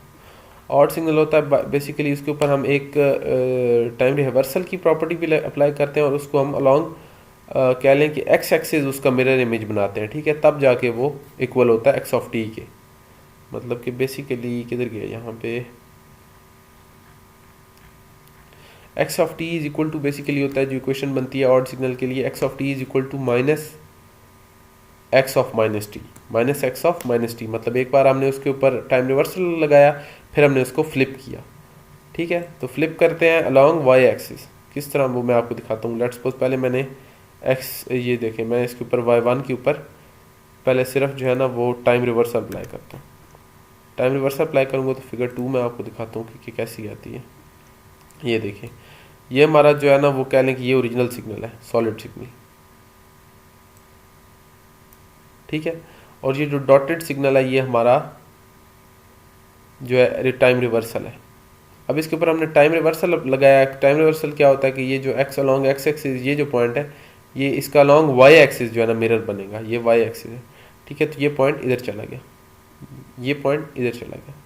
अब अलॉन्ग एक्स एक्सिस हमने मिरर इसका दोबारा से बनाना है। ठीक है, तो उसके लिए हम माइनस करेंगे इसको, मतलब minus x of minus T लिखेंगे। अब ये एक्स ऑफ माइनस टी ये बन गया, एक्स ऑफ माइनस टी आ गया। अब अगर हम minus x of minus T करेंगे मतलब हमने अब इसका एम्पलीट्यूड माइनस करना है, उसको हमने नेगेटिव करना है। तो ये जो इसकी पॉजिटिव पे वैल्यू ये यहाँ पे आ जाएगी -60, मतलब ये इसका belong this x axis mirror बन जाएगा, ये वाली पॉइंट यहाँ पे आ जाएगा। ठीक है, अगर ये 5 पे है तो ये -5 पे तो नहीं है, ऑलमोस्ट ये है जी यहाँ पे जो है ये 65 कह लें, ये 65 पे है तो ये -65 पे आ जाएगा, ये देखें। और ये यहाँ पे -65 पे था, ये +65 पे चला गया। ठीक है, तो ये इसके ऊपर हम दोबारा से जो है ना वो यहाँ पे इसको अलॉन्ग वाई एक्सिस मिरर करते हैं, तो हमारे पास जो है ना वो पता चल जाएगा कि ये अगर सेम आ गया तो ये ऑड होगा, वरना ये neither even nor odd signal. तो पता चल रहा है वैसे ये ऑड सिग्नल है। तो इसको हम रन करते हैं तो ये देखें ये अब दोनों सेम आ गए। ये एक नीचे सॉलिड सिग्नल है और एक पर ये डॉटेड सिग्नल जो है वो हमारा जो है ना वो फ्लिप किया। पहले हमने उसको मतलब टाइम रिवर्सल की प्रॉपर्टी की है, फिर हमने उसको अलॉन्ग वाई एक्सिस फ्लिप कर दिए, sorry along x axis, along x axis हमने उसका मिरर इमेज कर दिया। पहले हमने उसके ऊपर टाइम रिवर्सल की प्रॉपर्टी लगाई, फिर हमने अलॉन्ग एक्स एक्सिस का मिरर इमेज किया। तो वो अगर सेम आ गए तो इसका मतलब है ऑड सिग्नल है। तो सो इवन के लिए एक कंडीशन है कि हमने सिर्फ टाइम रिवर्सल की प्रॉपर्टी चेक करनी है। अगर तो वो सिग्नल एक्स ऑफ टी के इक्वल आ रहा है तो इसका मतलब है वो इवन सिग्नल है। मतलब हमने एक सिग्नल कोई भी लेना है उसका बताना है ना कि वो इवन है या ऑड है। तो हम उसी सिग्नल को क्या करेंगे, पहले उसके ऊपर टाइम रिवर्सल अप्लाई करेंगे। तो वो जो अगर सेम सिग्नल आ गया तो दैट इज़ इवन सिग्नल। अगर नहीं आ रहा फिर हम उसके ऊपर एक और कंडीशन लगा देंगे, उसके ऊपर हम अलॉन्ग वाई एक्सिस उसको हम सॉरी अलॉन्ग एक्स एक्सिस हम उसको मिरर कर देंगे। अलॉन्ग एक्स एक्सिस मिरर करके चेक करेंगे, तो अगर वो सेम सिग्नल आ रहा है फिर वही, तो इसका मतलब है वो ऑड सिग्नल है। तो ऑड के लिए 2 कंडीशन है और इवन के लिए कंडीशन है। ठीक है, तो ये आपका जो है वो इवन और ऑड सिग्नल हो गया। होपफुली आपको जो है वो बात समझ आ गई होगी। उसके बाद कुछ होते हैं कॉजल, नॉन कॉजल और anti causal signal. Causal signal वो होता है कि जो ज़ीरो से पॉजिटिव साइड पे जो है ना वो मतलब उसकी कोई वैल्यू मतलब ज़ीरो से पॉजिटिव डायरेक्शन में अलॉन्ग पॉजिटिव एक्स एक्सिस उसकी कोई ना कोई वैल्यू हो, और ज़ीरो से नेगेटिव डायरेक्शन में उसकी वैल्यू जो है वो ज़ीरो हो। ठीक है, यहाँ से हम इसकी जो है ना वो डेफिनेशन जो है पैट वो देख लेते हैं, सो दैट आपको जो है वो बात याद रहे कि causal a signal is causal if it is zero for all negative values of time. ठीक है, टाइम की नेगेटिव वैल्यू के लिए वो zero, but it has some value for some positive values of time. ठीक है, उसके बाद जो है वो नॉन कॉजल सिग्नल क्या होता है, इसका अपोजिट होता है। ठीक है, कि वो नहीं, नॉन कॉजल जो होता है एंटी कॉजल इसका अपोजिट होता है कॉजल का, और जो नॉन कॉजल सिग्नल होता है वो पॉजिटिव है ऑन बोथ डायरेक्शन, मतलब उसकी पॉजिटिव डायरेक्शन में भी कोई वैल्यू और नेगेटिव डायरेक्शन में भी कोई वैल्यू है। ठीक है, तो कॉजल कौन सा सिग्नल होता है, जैसे यूनिट स्टेप सिग्नल है वो एक कॉजल सिग्नल है, वो ज़ीरो से पीछे ज़ीरो है और ज़ीरो से आगे पॉजिटिव डायरेक्शन में उसकी वैल्यू 1 है। और जो एंटी कॉजल सिग्नल है इसी को आप अगर रिवर्स कर दें, u ऑफ -t कर दें, यूनिट स्टेप को आप फ्लिप कर दें तो वो हमारे पास एंटी कॉजल बन जाएगा, मतलब उसके ऊपर टाइम रिवर्सल लगा दें। ठीक है, और अगर हम उसके ऊपर ये जो कोई भी सिग्नल साइनोसाइड प्लॉट कर दें तो वो हमारे पास नॉन कॉजल सिग्नल होगा, क्योंकि उसकी वैल्यू जो है वो ज़ीरो से बैकवर्ड डायरेक्शन में भी होगी। ठीक है, मतलब दोनों साइडों पे along both sides of axis जो है उसकी कोई ना कोई वैल्यू होगी, पॉजिटिव एक्सिस पे भी और नेगेटिव टाइम एक्सिस पे भी, तो वो नॉन कॉजल हो जाएगा। अच्छा, उसके बाद हमारे पास आ जाता है एक deterministic signals and stochastic signals. ठीक है, तो डिटर्मिनिस्टिक सिग्नल कौन से होते हैं? वो सिग्नल्स जिनकी आपको ना कह लें कि उनमें रैंडम उसकी वैल्यूज़ रैंडम ना हो। ठीक है, उसकी वैल्यूज़ डिटरमाइन हम अलॉन्ग टाइम एक्सिस किसी भी पॉइंट के पे उसकी वैल्यू को डिटरमिन कर सकें, मतलब जैसे यूनिट स्टेप सिग्नल है। ठीक है, तो डिटर्मिनिस्टिक सिग्नल ऐसा सिग्नल होता है कि किसी भी पॉइंट पे अलॉन्ग टाइम एक्सिस उसकी वैल्यू, सिग्नल की एम्पलीट्यूड की वैल्यू कहना, ठीक है, वो हमें पता चल जाए, या हमें डायरेक्ट पता चल जाए ग्राफ से, या हम किसी इक्वेशन से उसकी वैल्यू निकाल लें किसी भी पॉइंट पे। ठीक है, और जो स्टोकेस्टिक सिग्नल होते हैं वो ऐसे सिग्नल होते हैं जिनकी वैल्यूज़ रैंडम होती हैं, कोई पता नहीं होता किस टाइम पे कौन सी वैल्यू होगी। ठीक है, उसकी आप वैल्यूज़ को डिटरमिन नहीं कर सकते। तो और नाम से भी पता चल रहा है कि डिटर्मिनिस्टिक सिग्नल ऐसा जिसकी वैल्यू को डिटरमिन किया जा सके, और स्टोकेस्टिक सिग्नल ऐसे सिग्नल होते हैं जिनकी वैल्यूज़ रैंडम होती हैं। ठीक हो गया।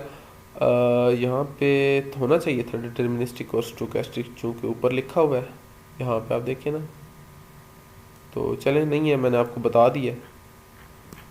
अगर आगे होपफुली टास्क में हुआ तो आपको जो है वहाँ पे हेल्प आउट हो जाएगी। तो ये पहला टास्क जो था, ये आपने लिखना है कि verify the signal x of T is periodic. तो उसके लिए आपने, मैंने यहाँ पे कोड किया हुआ है, वो भी मैं दिखा देता हूँ आपको। ठीक है, तो ये देखें कि मैंने क्या किया, मैंने सबसे पहले signal x of T define कर लिया। ठीक है, फिर उसके ऊपर मैंने उसका टाइम पीरियड ले लिया 2 पाई। ठीक है, क्योंकि यहाँ पे ओमेगा की वैल्यू है 1 है। ठीक है, तो 2 पाई बाई ओमेगा हमारे पास टाइम पीरियड आ जाएगा, दैट इज इक्वल टू 2 पाई। ठीक है, फिर अब मैंने यहाँ पे इसके ऊपर ये वाली प्रॉपर्टी अप्लाई कर दी है जो मैंने अभी आपको थोड़ी देर पहले बताई थी, x of t is equal to x of k t. ठीक है, ये वाली x of t is equal to x of t plus k t. ठीक है, तो ये मैं अब आपको कैसे समझाऊँ, मैंने यहाँ पे फॉर लूप लगाया। ठीक है, फॉर लूप, अब चूंकि यहाँ पे केट की वैल्यू जो है ना वो कोई भी हो सकती है, इंटीजर हो सकती है, बल्कि आप इसको आसान तरीके से भी वेरीफाई कर सकते हैं। ठीक है, वो किस तरह के, आपने इसका टाइम पीरियड जो है वो आपको पता चल गया है। खैर चलें, ये भी मैं आपको समझा देता हूँ, आप उस तरीके से भी कर लेंगे। ठीक है, ग्राफिकल मेथड से, ये थोड़ा सा एनालिटिकल मेथड है, ये कंप्यूटेशनल मेथड है। तो अभी के जो है ना वो क्या देखें यहाँ पे, वेयर के इज़ बेसिकली जो है ना वो एक इंटीजर नंबर है। ठीक है, के इज़ इंटीजर। तो अब मैंने के की जो वैल्यूज़ ली हैं वो मैंने 1 से 10 तक ली है। ठीक है, 1 से 10 तक मैंने के की वैल्यू ली है। ठीक है, तो यहाँ पे मैंने वही सेम के टी वाली इक्वेशन इंप्लीमेंट किया, साइन के टी। अब फॉर लूप क्या कर रहा है कि पहले मैं के की वैल्यू जो है ना वो यहाँ पे 1 रखूँगा, क्योंकि टी जो है ना वो हमारा टाइम पीरियड है। ठीक है, अब सिग्नल पीरियोडिक तब होता है जब हम उसका टाइम पीरियड निकालें मिनिमम टाइम टी, फिर अब उस हर, अगर हम मतलब उसको बार बार उतना शिफ्ट देते जाए जितना टाइम पीरियड है उसका, तो वो सेम सिग्नल अपीयर होता रहे। मतलब हमने पहले उसको 1 टाइम पीरियड का शिफ्ट दिया, सेम सिग्नल आ गया, फिर हमने उसको 2 टाइम पीरियड्स का शिफ्ट दिया, फिर सेम सिग्नल अपीयर हो जाए, फिर हमने 3 टाइम पीरियड्स का शिफ्ट दिया, फिर सेम सिग्नल अपीयर हो जाए, फिर हमने 4 टाइम पीरियड का शिफ्ट दिया, फिर हमारे पास वो सेम सिग्नल अपीयर हो जाए। ठीक है, पीरियोडिक में होगा भी ऐसे ही कि आप उसको कोई भी integer multiple of time period या सिंपल एक टाइम पीरियड उसका शिफ्ट देंगे तो सेम सिग्नल अपीयर होगा। ठीक है, तो पहले हमने उसको कह लें कि ये अगर हमारा के 1 होगा तो उसको शिफ्ट आ जाएगा ओरिजिनल टाइम पीरियड का, टी प्लस टी, के इज इक्वल टू 1। ठीक है, तो हमारे पास एक इक्वेशन जो है मैट्रिक्स क्रिएट होगी जिसमें हमारी पहली जो रो होगी वो हो जाएगी के इक्वल टू 1, और वो रो हो जाएगी फॉर टाइम पीरियड टी। ठीक है, फिर हम उसको, हमारा यहाँ पे के 2 हो जाएगा, नेक्स्ट में फॉर लूप लगा हुआ है। ठीक है, नेक्स्ट में जो है वो 2 हो जाएगा के, तो यहाँ पे हमारे पास आ जाएगा साइन टी प्लस 2t। ठीक है, फिर साइन टी प्लस 3t। इसको आप रन करेंगे तो आपके पास यहाँ पे देखिए नीचे एक मैट्रिक्स बन जाएगी। ये हमारे पास ओरिजिनल सिग्नल था एक्स साइन टी, ये मैंने यहाँ पे ऊपर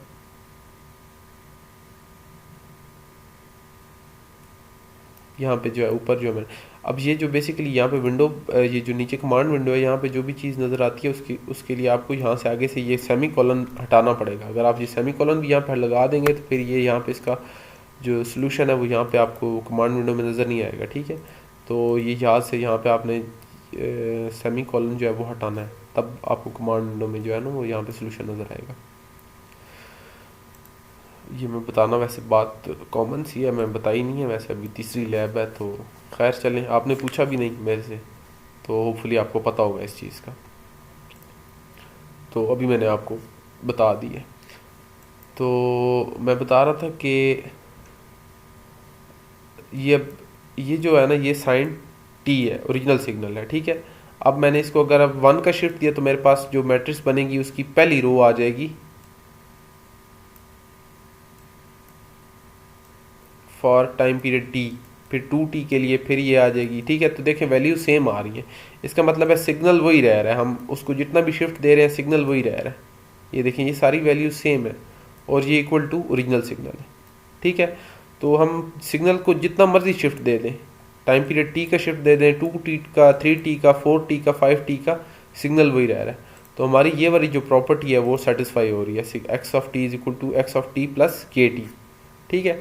तो इसका मतलब है सिग्नल जो है वो पीरियोडिक है। ये देखें यहाँ पे लिखा भी हुआ है कि signal is periodic with fundamental time period t, but t equal to 4 pi by omega, 6 pi by omega, इसके लिए भी वो पीरियोडिक होता है, ठीक है। तो इसलिए यहाँ पे उन्होंने के टी लिखा हुआ है। तो ये आपका पहला टास्क था, ठीक है। तो ये इससे इस तरह भी आप कर सकते हैं, और वैसे आप टाइम पीरियड निकालिए, आप उसको 3 टाइम पीरियड्स के लिए जो है वो प्लॉट कर लें, ठीक है। तो अगर वो उसकी 3 साइकिल्स आ रही हैं, जिस तरह मैंने अभी आपको एक सिग्नल में 3 साइकिल्स दिखाई हैं, जो हमने वो समेशन वाला दो पीरियोडिक सिग्नल्स के साथ, तो इस तरह 2 साइकिल्स क्रिएट हो रही हैं, तो इट्स वेल एंड गुड, वो जो है आपका पीरियोडिक जो है वो माना जाएगा, ठीक है। वो आप प्लॉट को एनालाइज करके या प्लॉट को जो आप देख के बता सकते हैं, अच्छा, अगर आपको टाइम पीरियड पता है। अच्छा, उसके बाद आगे चलते हैं आगे। अब आपका एक टॉपिक जो है इस लैब में रह गया, वो है एनर्जी और पावर सिग्नल्स। ये जो है हम जो है ना वो थोड़ी देर बाद डिस्कस करते हैं नमाज शमाज पढ़ के, ठीक है। तो यहाँ पे मैं वीडियो पॉज कर रहा हूँ।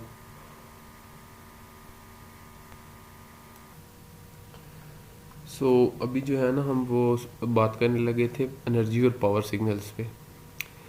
तो बेसिकली जो एनर्जी सिग्नल होता है ना, वो क्या होता है कि अगर कोई भी सिग्नल है, हम उसकी एनर्जी कैलकुलेट करें इस फॉर्मूले से, ये हमारे पास ना एक मैथमेटिकल एक्सप्रेशन है।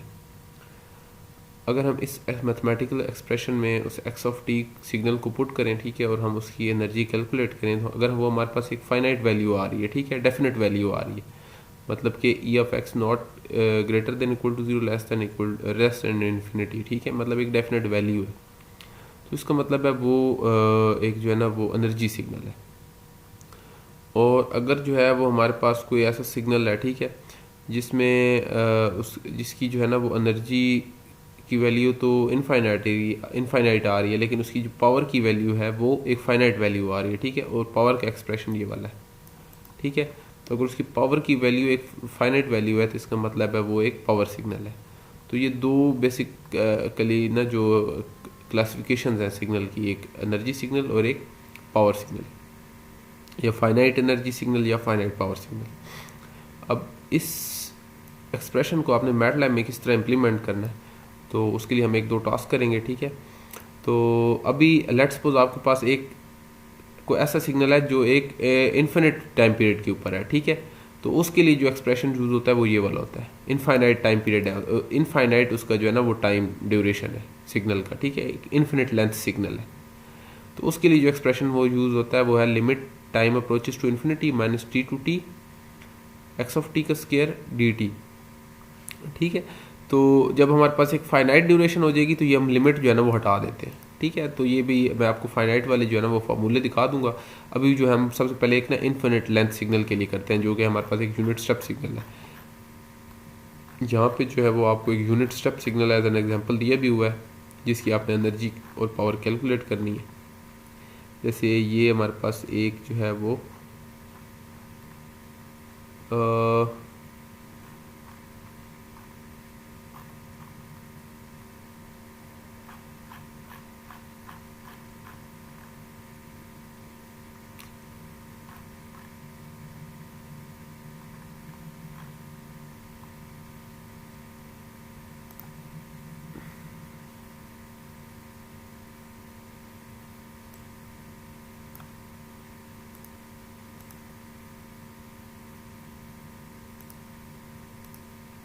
ठीक है। तो ये मैंने अभी फ़िलहाल जो है ना वो एक यूनिट स्टेप सिग्नल की जो है ना वो एक एनर्जी और पावर कैलकुलेट की है। ठीक है। हैवी साइड ऑफ टी जो है वो एक यूनिट स्टेप सिग्नल है। ठीक है। अच्छा, अब हमारे पास जो इंटीग्रेशन के लिए जो एक बिल्ट इन फंक्शन है ना वो है इंट। इंट, ठीक है। जो इंट आगे यहाँ पे जो फंक्शन है, ठीक है, जिसकी आपने इंटीग्रेशन लेनी है, एक्स ऑफ टी है। ठीक है। जैसे हमारे पास absolute of X of T है हमारे पास बेसिकली। यहाँ पे आप देखें तो हमारे पास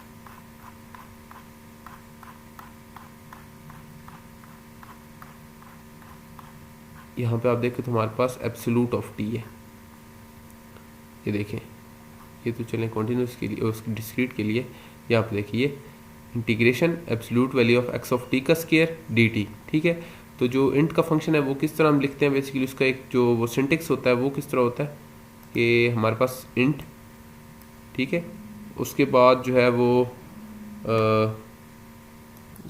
इस फंक्शन को आपने इम्प्लीमेंट किस तरह करना है। जो इंटीग्रल जो फंक्शन है यहाँ पे मैटलैब में बिल्ट इन फंक्शन है ये इंटीग्रल, तो इसको जो इम्प्लीमेंट करना है वो कुछ इस तरह से करना है कि जो ये सबसे पहले आपने ये इंट इस तरह का आपने ये कैलेंडर नोटेशन है। ठीक है। उसके बाद जो फंक्शन है वो पहले लिखना है, जो भी फंक्शन है। अभी मेरा तो एब्सोल्यूट मतलब मैग्नीट्यूड ऑफ एक्स स्क्वायर था, तो मैंने ए बी एस जो मैग्नीट्यूड लेते हैं वो ए बी एस की कमांड से लेते हैं। ठीक है। वो मैंने एब्सोल्यूट ले लिया एक्स का और फिर उसका मैंने स्क्वायर ले लिया। ठीक है। तो ये मैंने इसको यहाँ पे इम्प्लीमेंट कर दिया है पूरे उस नोटेशन को, एब्सोल्यूट ऑफ एक्स स्क्वायर। ठीक है। अब एक्स बेसिकली मेरा ये हैवी साइड ऑफ टी है, यू ऑफ टी है। उसके बाद आपने क्या करना है कि आपने जो लिमिट लगानी है वो किस उस पे है, मतलब अब जो आपकी इंटीग्रेशन है विद रिस्पेक्ट टू टी है।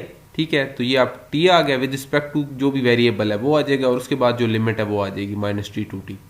तो कुछ इस तरह से जो है ना वो जो हमारा इंटीग्रल का फंक्शन है ना वो डिफाइन होता है कि सबसे पहले फंक्शन आ जाता है, फिर हमारा जो विद रिस्पेक्ट टू जिसके हमने इंटीग्रेशन करनी है, और फिर हमारे आगे लिमिट आ जाएगी।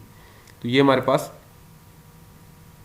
जो है ना वो कह लें कि इंटीग्रेशन पोर्शन जो हमने करना है उसी मैथमेटिकल एक्सप्रेशन को लिखने के लिए वो हो जाएगा। अच्छा, ये हमारा इंटीग्रेशन पोर्शन हो गया। अब हमने इसके ऊपर, चूंकि ये एक इनफाइनाइट लेंथ सिग्नल है यू ऑफ टी, तो इसके ऊपर हमने लिमिट लगा देनी है। ठीक है। तो लिमिट लगा देंगे, limit t approaches to infinity. तो उसके लिए अब लिमिट जो है ना बेसिकली लिमिट में यहाँ पे मैनुअल में मेंशन भी होगा होपफुली कि लिमिट जो है वो आपने किस तरह यूज़ करनी है। हाँ, ये देखिए लिमिट जो है ना उसमें पहले फंक्शन आ जाएगा। ठीक है। उसके बाद आपका आ जाएगा जी वेरिएबल एक्स। ठीक है। कि जिस वेरिएबल पे आपने लिमिट लगानी है वो आ जाएगा। ठीक है। और जहाँ तक लिमिट लगानी है, लेट्स सपोज टी पे लिमिट लगानी है तो टी आ जाएगा, और इन्फिनिटी तक लिमिट लगानी है तो इन्फिनिटी आ जाएगा। ठीक है। टी अप्रोच 0 है तो 0 आ जाएगा एक ही जगह। ठीक है। ये वो वैल्यू है जहाँ तक हमारी लिमिट जो है वो अप्रोच कर रही है। अच्छा, अब इस फंक्शन को इम्प्लीमेंट करने के लिए ज़रूरी है कि हम अपने जो वेरिएबल्स हैं उनको सिम्बॉलिकली जो है ना वो रिप्रेजेंट करें। ठीक है। तो सिम्स बेसिकली एक सिंबॉलिक रिप्रेजेंटेशन है। पहले हम अपना टाइम जो टी वो डिफाइन करते थे 0 से 10, 0 से 15। अब ये सिंबॉलिकली मैटलैब खुद ही इसको जो है ना वो कह लें कि कर लेगा। ठीक है। आपने बस सिम्स टी लिख दिया तो इसका मतलब आपका टाइम जो है वो डिफाइन हो गया। तो एक सिंबॉलिक रिप्रेजेंटेशन है वेरिएबल्स की। इस तरह हमने जो है वो टी को भी एक सिंबॉलिक वेरिएबल ले लिए। ठीक है। तो लिमिट के फंक्शन में जो है ना वो टी को बेसिकली हमें सिंबॉलिक वेरिएबल लेना पड़ता है। तो वैसे भी अभी हमें टी नहीं पता, तो हमने जो है ना चूंकि इनफाइनाइट लेंथ सिग्नल है तो उसलिए बेहतर होता है कि हम दोनों कैपिटल टी और स्मॉल टी, ये कैपिटल जी टी जो है ये बेसिकली कह लें कि जो हमारी लेंथ है सिग्नल की वो जो टाइम पीरियड है, जो हमारी लेंथ है वो कह लें, और ये टी जो हमारा टाइम पीरियड। ठीक है। ये टाइम डोमेन बेसिकली जो हमारी टाइम डोमेन होती है ना उसको जैसे हम टी पहले डिफाइन करते थे 0 से 10 तक, 0 से 15 तक। तो चूंकि अब इनफाइनाइट लेंथ सिग्नल है तो ये हमारी लेंथ ही है बेसिकली जो इनफाइनाइट है, तो इसलिए हमने इसको सिंबॉलिकली रिप्रेजेंट कर दिया। और ये टी हमने एक जो है ना वो टाइम पीरियड के लिए टी रखा है। ठीक है। तो ये भी हमने सिंबॉलिक ही रखना है क्योंकि हमें नहीं पता कि इसकी time period you of T कब क्या है। तो उसके बाद हमने लिमिट लगा देनी है। देखें लिमिट थी वो बेसिकली थी लिमिट डी, बेसिकली वो है जो हमारा सारा इंटीग्रेशन पोर्शन था, तो उसी के ऊपर लिमिट लगी हुई है। यहाँ पे आप देखें एनर्जी में ये देखें एनर्जी की, ये हमारा इंटीग्रेशन पोर्शन निकल आया था, इसके ऊपर हमने लिमिट लगानी है, तो इसको मैंने डी कह दी है, इसके ऊपर हमने लिमिट लगानी है when t approaches to infinity, तो मतलब टी के ऊपर लिमिट लगानी है और टी जब इन्फिनिटी को अप्रोच करे, तो ये वो इंटीग्रेशन पोर्शन डी फंक्शन, ये टी जो है वो हमारा जो है वो वेरिएबल जो जिसके ऊपर हमारी लिमिट लग रही है, ठीक है, और ये इन्फिनिटी को हम आई एन एफ से रिप्रेजेंट करते हैं मैटलैब में, तो ये आई एन एफ आ गया, ठीक है। तो उसके बाद ये हमारी कह लें कि पावर सॉरी एनर्जी जो है वो इस तरह कंप्यूट हो जाएगी। अब पावर के लिए क्या करना है कि पावर के लिए लिमिट, सॉरी ये पावर लिमिट अब सिर्फ जो है ना वो 1/2t का डिफरेंस है, ठीक है, बाकी इंटीग्रेशन पोर्शन वैसा ही है -t से t, limit t approaches to infinity 1/2t से मल्टीप्लाई कर देना है उसको, सिर्फ फंक्शन जो अब जो पहले फंक्शन था वो d था, अब d को 1/2t से मल्टीप्लाई करके फिर उसके ऊपर लिमिट लगानी है, ठीक है। तो यहाँ पे आप देखें कि d को 1/2t से मल्टीप्लाई कर दिया और उसको हमने लिमिट लगा दी सेम उस तरह। अब फंक्शन पहले हमारा d था, अब फंक्शन में 1/2t मल्टीप्लाई हो रहा है, तो ये फंक्शन के साथ 1/2t मल्टीप्लाई हो गया और उसके ऊपर हमने लिमिट लगा दी, ठीक है, तुम्हारी पावर कैलकुलेट हो जाएगी। इसको आप रन करेंगे तो आपका यहाँ पे कमांड विंडो में ये देखिए हमारी एनर्जी जो है वो इन्फिनिट आ रही है और पावर जो है वो 1/2 आ रही है, इसका मतलब है u ऑफ t एक पावर सिग्नल है। ये आपका होपफुली मैनुअल में भी क्वेश्चन गिवन है।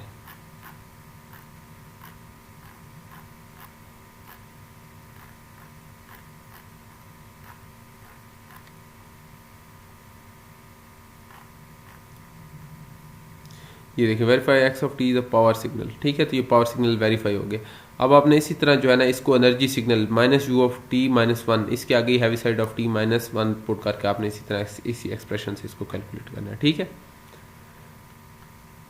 और उसके बाद ये है जी, अब ये जो है ना वो एक फाइनाइट लेंथ सिग्नल है। Compute the power of signal x of t is equal to cos pi t in 1 period. इसका मतलब अब ये एक फाइनाइट लेंथ सिग्नल है, इसका जो लेंथ होगी वो 1 टाइम पीरियड है, ठीक है।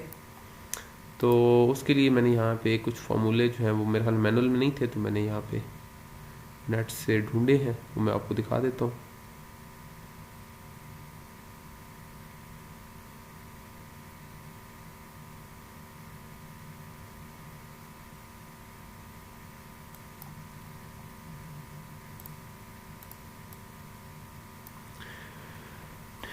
अगर हमारे पास फाइनाइट लेंथ सिग्नल होगा तो हमारी जो एनर्जी निकलेगी वो सिर्फ इंटीग्रेशन मॉड्यूल हमने जो है ना वो कैलकुलेट करना है, जो इंटीग्रेशन वाला पोर्शन था t1 टू t2 हमारे पास टाइम पीरियड है, ठीक है, मतलब 0 से 2 तक उसका टाइम पीरियड हो गया, और x ऑफ t का स्क्वायर dt एनर्जी निकल आएगी, और पावर के लिए 1/t2 माइनस t1। तो सेम वही यहाँ पे भी हमने जो इम्प्लीमेंटेशन की है,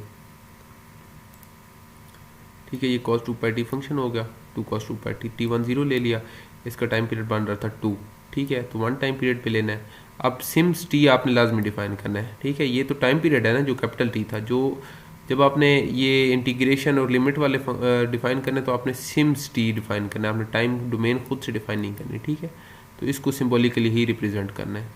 अच्छा ये हमारे पास टाइम पीरियड आ गया t1 और t2, ये बेसिकली कैपिटल T है।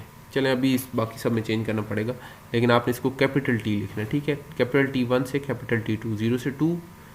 अब ये सेम उसी तरह हमने वो इंटीग्रेशन का जो है वो फंक्शन यूज़ करना है, उसके आगे फंक्शन, उसके आगे विद रिस्पेक्ट टू इंटीग्रेशन जिससे कर रहे हैं, और लिमिट लगा दें t1 से t2। इसी तरह हमने 1/t2 minus t1 integration absolute x square t with respect to t t1 t2, ठीक हो गया। तो हमारे पास एनर्जी और पावर आ जाएगी, इसको आप रन करके देख लेंगे तो आपके पास कुछ ऐसा रिजल्ट आ जाएगा, एनर्जी 4 आ जाएगी, पावर 2 आ जाएगी। तो ये ना इधर एनर्जी नॉर पावर सिग्नल है, इस तरह कुछ कह लें इसको, ठीक है, जिसकी एनर्जी भी फाइनाइट आ रही है और पावर भी फाइनाइट आ रही है।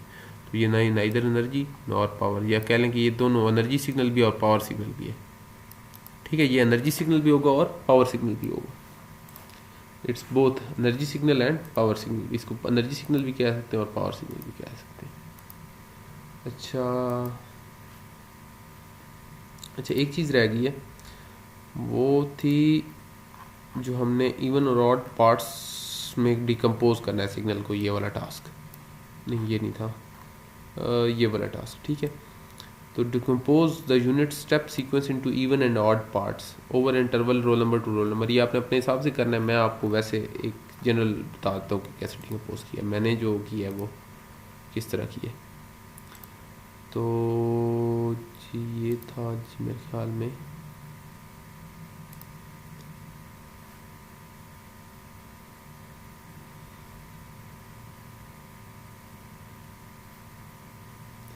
चलो उससे पहले ना एक और चीज़ देख लें। ये अभी हमने कॉन्टीन्यूस टाइम सिग्नल की जो है ना वो एनर्जी वगैरह कैलकुलेट की है। ये जो थी ये कॉन्टीन्यूस इंटीग्रेशन जो है ना वो कॉन्टीन्यूस टाइम सिग्नल में, अगर हम उसमें आएंगे डिस्क्रीट में तो हमारे पास सबमिशन आ जाती है। ठीक है, तो ये फार्मूला आपने किस तरह इम्प्लीमेंट करना है। ठीक है, तो उसके लिए भी हम यहाँ से एक एग्जांपल देख लेते हैं, उसके बाद हम जो है वो लास्ट एग्जांपल अपनी करेंगे। तो उसके लिए यहाँ पे एक जो क्वेश्चन गिवन है वो है जी, ये भी हो गया था ये। ठीक है, आई थिंक मैंने ये वाला किया। ठीक है, तो आपने ये कॉज ऑफ एन वाला करना है खुद। ठीक है, वो इजी है, जिस तरह मैं ये करूँगा आपने सेम उसी तरह देखें। ये भी फाइनाइट लेंथ है minus roll number two roll number, just cause की जगह आपने एन लिख देना है सिर्फ। ठीक है, तो ये minus roll number two roll number आपने एक एनर्जी सिग्नल लेना है जिसकी आपने एनर्जी कंप्यूट करनी है। तो उसके लिए जो है वो आपने क्या करना है कि देखिए मैंने अब एन जो है ना वो यहाँ पे वेरिएबल लिया, आप मैंने 5 ले लिया, आप यहाँ पे एन की जगह अपना रोल नंबर लिखें। ठीक है, minus n to n x. ठीक है, अब यहाँ पे देखिए सम का फंक्शन लगाना है, जैसे पहले इंटीग्रेशन का फंक्शन था बिल्ट इन फंक्शन है, ये भी अब सम का बिल्ट इन फंक्शन है। ठीक है, तो जो फार्मूला था वो सबमिशन थी, जहाँ पे इंटीग्रेशन है वहाँ पे सबमिशन आ गया, बस और कोई फ़र्क नहीं है। ये देखें summation minus infinity to infinity x of n magnitude का स्केयर। ठीक है, तो सेम वही मैंने यहाँ पे किया हुआ है। ठीक है, अगर वन टाइम पीरियड होगा तो चूँकि हम अब जो हमारा जो है वो टाइम पीरियड जो है वो लिमिटेड है। ठीक है, तो वो माइनस इन्फिनिटी टू इन्फिनिटी वाला कोई सीन नहीं, आप जस्ट आपने सबमिशन करनी है। ठीक है, एब्सोल्यूट ऑफ एक्स का स्केयर उसकी आपने। अब ये सम का फंक्शन क्या करता है कि जितना हमारा ये टाइम पीरियड डिफाइंड है ना, इसके ऊपर सब का सम ले लेता है तमाम टर्म्स का। अब चूंकि हमने जो given roll number two roll number तक हमने एनर्जी फाइंड करनी है, तो सम का फंक्शन क्या करेगा, जस्ट जितनी ये हमारी टर्म्स होंगी -5 से 5 तक, वो उन सब का आपस में जो है ना वो सम ले लेगा। ठीक है, मतलब जो भी उसकी कंप्यूटेशन होगी इस पूरे टाइम पीरियड के ऊपर उसका सम ले लेगा। ठीक है, उसके बाद जो वैसे तो ये कॉस की जो है वो हर एक पॉइंट पे वैल्यू निकलेगी ना, -5 पे भी, -4 पे भी, -3 पे भी। ठीक है, ये एब्सोल्यूट उसका स्केयर। ठीक है, फिर उनका जो सम होगा ना वो इस रेंज में लेगा -5 से 10 तक, उन सब वैल्यूज़ का सम ले लेगा, ये सम का फंक्शन। इसी तरह जो एनर्जी पावर होती है वो बस सिंपल जो है ना वो 1/2n+1, ये आगे सारा वही पावर एनर्जी वाला फार्मूला बन रहा है। ठीक है, तो एनर्जी से मल्टीप्लाई। अब ये n अप्रोचेस टू इन्फिनिटी तब लगाना जब हमारे पास एक इनफाइनाइट लेंथ सिग्नल होगा। ठीक है, वरना ये भी कैंसिल है। तो चूंकि फाइनाइट लेंथ सिग्नल है तो 1/2n+1 summation n equal to -n to n, ये x ऑफ n का स्केयर हो जाएगा। ठीक है, तो ये हमारे पास एक कह लें कि एक फाइनाइट लेंथ जो है वो सिग्नल की जो है ना वो जो कि एक डिस्क्रीट टाइम सिग्नल है उसकी एनर्जी भी आ जाएगी और एक पावर भी आ जाएगी। सम को आपने जस्ट एक वो जो फंक्शन पास करना होता है जिसका वो सम ले। ठीक है, ये आ गई हमारे पास एनर्जी और पावर।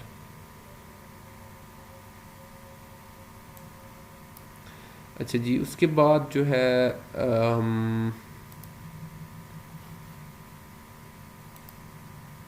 अच्छा एक और चीज़ जो मैंने एक्स्ट्रा टास्क था वो मैंने आपको बताना भूल गया हूँ। ये ऐसे स्टार्ट के लिए मैंने बनाया था कि स्टार्ट में बताऊँगा, तो रह गया। वो ये था कि जो मैंने आपको ना ये सैम्पलिंग का बताया था। ठीक है, एक नेक्विस्ट थ्योरम होता है कि वो क्या कहता है कि आपकी जो सैम्पलिंग फ्रीक्वेंसी है ना वो ट्वाइस होनी चाहिए जो आपकी जो है वो फंडामेंटल फ्रीक्वेंसी है। ठीक है, उससे सैम्पलिंग फ्रीक्वेंसी उससे ट्वाइस होनी चाहिए। अब जैसे मैं यहाँ पे एक सिग्नल ले रहा हूँ cos 7t। अब होता क्या है, सैम्पलिंग फ्रीक्वेंसी की ज़रूरत इस वजह से पड़ती है कि जब हम लोग जब ये DSP किट वगैरह जो भी हमारे ऑपरेटिंग सिस्टम्स हैं आजकल डिजिटल पे सारी कुछ चल रहा है। ठीक है, तो होता क्या है कि हम जब किसी भी सिग्नल पे प्रोसेसिंग करते हैं तो हम उसको जो है वो पहले डिजिटल में कन्वर्ट करते हैं। जैसे आपका माइक्रो कंट्रोलर है, सब कुछ डिजिटल में कन्वर्ट होता है। ठीक है, फिर उसके बाद उसके ऊपर प्रोसेसिंग होती है, फिर वो एनालॉग में कन्वर्ट होता है और फिर उसको जो है वो हम रिकन्स्ट्रक्ट करते हैं इस तरह करके। तो जो हमने सिग्नल को दोबारा से रिकंस्ट्रक्ट करना होता है, ऑब्वियसली जब हमने उसके ऊपर प्रोसेसिंग करनी है वो डिजिटल में करनी है, फिर हमने उसको जब दोबारा रिकंस्ट्रक्ट करना है सिग्नल को तो वो एनालॉग में हो। तो रिकंस्ट्रक्शन के लिए ज़रूरी है कि आपकी जो सैम्पलिंग फ्रीक्वेंसी है वो ट्वाइस, रिकंस्ट्रक्शन के लिए ये ज़रूरी है कि सैम्पलिंग फ्रीक्वेंसी वो न्यक्विस्ट थ्योरम को फॉलो करे, वरना आपका सिग्नल रिकंस्ट्रक्ट नहीं होगा। अच्छा, वो कैसे नहीं होगा? अब जैसे मेरे पास cos 7t है, ठीक है, इसकी मैं सैम्पलिंग करता हूँ, कह लें कि ये टाइम पीरियड मैंने ले लिया 0 से 10 तक। अच्छा, उसके बाद ये एक TS1 जो है वो सैम्पलिंग रेट है, कह लें कि ये सैम्पलिंग रेट लिया हुआ है। अब इसका जो ओमेगा है वो आ रहा है 7, ठीक है, और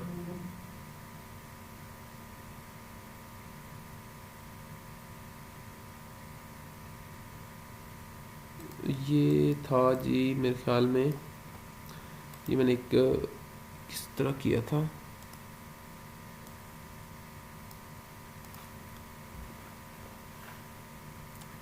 ये बेसिकली इस तरह देख लें कि ये इसका जो है ओमेगा है वो 7 है, ओमेगा इक्वल टू 7 आ गया तो टाइम पीरियड हमारे पास आ जाएगा 2 पाई बाय ओमेगा, ठीक है। तो जो सैम्पलिंग रेट होता है वो इससे ट्वाइस होना चाहिए। तो हम जब इसको 2 से, बल्कि नहीं, एक मिनट, अब इसकी हम पहले सैम्पलिंग फ्रीक्वेंसी लिखेंगे, f s is equal to omega by 2 pi.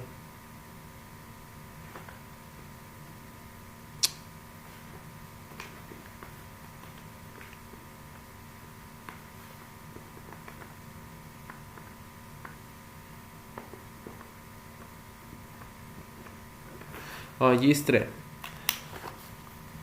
Basically क्या है कि हमने जो इसकी अगर हम सैम्पलिंग फ्रीक्वेंसी निकालेंगे ना, ठीक है, तो वो हमारे पास, सॉरी सैम्पलिंग फ्रीक्वेंसी नहीं, इसकी जो फंडामेंटल फ्रीक्वेंसी है, ठीक है, वो हम निकाल लेंगे, वो जो हमारे पास t is equal to 2 pi by जो ओमेगा वाला फार्मूला है, वहाँ से जो ओमेगा निकालेंगे उसको हम 1 ओवर करके, ठीक है, इस तरह हमारे पास एक सैम्पलिंग फ्रीक्वेंसी, इसकी फंडामेंटल फ्रीक्वेंसी आ जाएगी। जब हम उसको 2 से मल्टीप्लाई करेंगे, ठीक है, तो हमारे पास जो है वो जो सैम्पलिंग रेट आ जाएगा वो आ जाएगा पाई बाय 7, ठीक है। और ये जो पाई बाय 4 है ये मैंने खुद से एम ही ले लिया, ठीक है, ये उससे कम है, ठीक है, ये उससे कम है। अब ये sampling rate basically Nyquist theorem को निगलेक्ट कर रहा है, ठीक है, ये तो ट्वाइस हो जाएगा, ये जो है ना उसको निगलेक्ट कर रहा है। तो अभी देखिए यहाँ पे एक ओरिजिनल सिग्नल है, ये देखिए, ये t से 0 से 10 तक ये मैंने एक सिग्नल ओरिजिनल में प्लॉट करूँगा, ठीक है, ये जैसे tx है, ठीक है। उसके बाद एक ये देखिए सैम्पलिंग फ्रीक्वेंसी एक TS2 है, एक सैम्पलिंग फ्रीक्वेंसी जो है sampling rate, sorry sampling rate TS1 है, ठीक है। इस हिसाब से दो और सिग्नल मैं प्लॉट करूँगा सेम वही, ठीक है। तो उसको हम देखते हैं कि वो रिकंस्ट्रक्ट होते हैं कि नहीं होते। ये देखें, अब ये जो एक सॉलिड लाइन है ये ओरिजिनल सिग्नल है, ठीक है। एक यहाँ पे बीच में ये डॉटेड लाइन भी नज़र आ रही है आपको, ये सैम्पलिंग फ्रीक्वेंसी पाई बाय 4 वाली है, ठीक है, पाई इक्वल टू 4, ये देखें ना, ये जो है हमारे पास प्लस वाला साइन, ठीक है, इसमें हमने पाई इक्वल टू 4 लिया था, ठीक है। तो ये सैम्पलिंग फ्रीक्वेंसी जो है वो कम है, ठीक है। अब ये जो सैम्पलिंग फ्रीक्वेंसी है ये यहाँ पे हमने ली हुई है पाई इक्वल टू 7 लिया हुआ है, ठीक है। तो ये इसमें जो है हमारा जो सैम्पलिंग फ्रीक्वेंसी थी वो ट्वाइस थी, ठीक है। तो ये आप देखें सिग्नल जो है ना वो ऑलमोस्ट ये डॉटेड, ये जो छोटा डॉटेड पर्पल यहाँ पे जिसके ऊपर ये सर्कल भी बना हुआ है, ठीक है। तो ये आपको डॉट्स नजर ऑलमोस्ट वही सेम सिग्नल बन रहा है, ठीक है, रिकंस्ट्रक्ट हो रहा है, ठीक है। तो इस तरह अब सेम सिग्नल था, ठीक है, हमने जस्ट उसकी सैम्पलिंग रेट चेंज किया, ठीक है, और उसको दोबारा रिकंस्ट्रक्ट किया, तो वो जब न्यक्विस्ट थ्योरम फॉलो हुआ तो वो रिकंस्ट्रक्ट ठीक हुआ ऑलमोस्ट, और जब नहीं फॉलो हुआ तो वो देखें ये इस तरह का सिग्नल जो है वो जनरेट हुआ, ठीक है। तो ये सैम्पलिंग, ये एक्स्ट्रा टास्क है, ये आपके लैब का टास्क नहीं है, जस्ट समझाने के लिए था।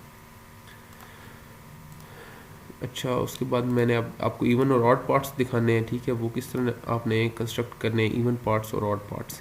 अच्छा, ये देखें, जो इवन पार्ट सिग्नल को इवन पार्ट्स में डिकम्पोज करना और ऑड पार्ट्स में डिकम्पोज करना, उसके लिए फार्मूलाज होते हैं, ठीक है, वो मैं आपको फार्मूलाज दिखाता हूँ और उन्हीं को जो हम यहाँ पे इम्प्लीमेंट करेंगे। जो इवन सिग्नल होता है, अच्छा यहाँ पे फार्मूला नहीं है, खैर फार्मूला मैं आपको बता देता हूँ। जो इवन सिग्नल होता है वो यहाँ से नेट से देख लेते हैं, आपको वहाँ से सही नज़र भी आ जाएंगे, ठीक है। तो बेसिकली जो इवन सिग्नल होता है उस इवन पार्ट में डिवाइड करने के लिए सिग्नल को हम क्या करते हैं, x of t plus x of minus T divide by 2 करें तो उसका इवन पार्ट आ जाता है, ठीक है। और x of T minus x of minus T करें तो हमारे पास ऑड पार्ट डिवाइड बाई 2 करके तो वो हमारे पास ऑड पार्ट आ जाता है। तो मैं आपको भी फार्मूले दिखा देता हूँ, फिर हम जो है ना उसको इम्प्लीमेंट कर लेंगे। ये फार्मूला है किसी भी सिग्नल को इवन और ऑड पार्ट में डिकम्पोज करने का। कि लेट्स सपोज आपके पास कोई सिग्नल है एक्स ऑफ टी है, तो उसका जो इवन पार्ट होगा that would be equal to 1/2 x of t plus x of minus t, ठीक है। दिस इज एक्चुअली कहने कि ये कुछ इसके ऊपर टाइम रिवर्सल अप्लाई करके ये एक्स ऑफ माइनस टी आ गया, ठीक है। और अगर हमने ऑड पार्ट लेना है तो 1/2 x of T minus x of minus t, ठीक है। प्लस और माइनस का सिर्फ फर्क है। तो इन्हीं फार्मूलाज को हम यूज़ करेंगे मैट लैब में और हम इवन और ऑड पार्ट में एक सिग्नल को डिकम्पोज करेंगे। तो यहाँ पे जैसे मैंने एक सिग्नल दिया है, अब ये बेसिकली यूनिट स्टेप सिग्नल है, ठीक है। ये एक और मेथड है यूनिट स्टेप को लिखने का, आप have a side of n लिख लें, ठीक है। तो जो मर्जी लिख लें, ये मैंने आपको एक और मेथड था मुझे मिला तो मैंने कहा बेहतर है ये भी आपको बता दूँ, ठीक है। तो जब मैं n इज इक्वल टू -5 लिखूँ और u is equal to n greater than equal to 0, ठीक है। तो इसका मतलब है कि u is equal to 1 for n greater than equal to 0, बाकी पीछे 0 होगा, ठीक है। तो अभी जब मैं इसको प्लॉट करूँगा तो ये मेरे पास जो फिगर 1 आएगी बेसिकली वो एक यही सिग्नल होगा, ठीक है। तो इसको प्लॉट करके पहले एक सिग्नल देखेंगे जो कि हमारा ओरिजिनल सिग्नल है, ठीक है। फिगर 1 जो है हमारी, पहले हम फिगर 1 देखते हैं। ये देखिए एक यूनिट स्टेप सिग्नल है -5 to 5, ठीक है। और ये एक यूनिट स्टेप सिग्नल बन गया, ठीक हो गया।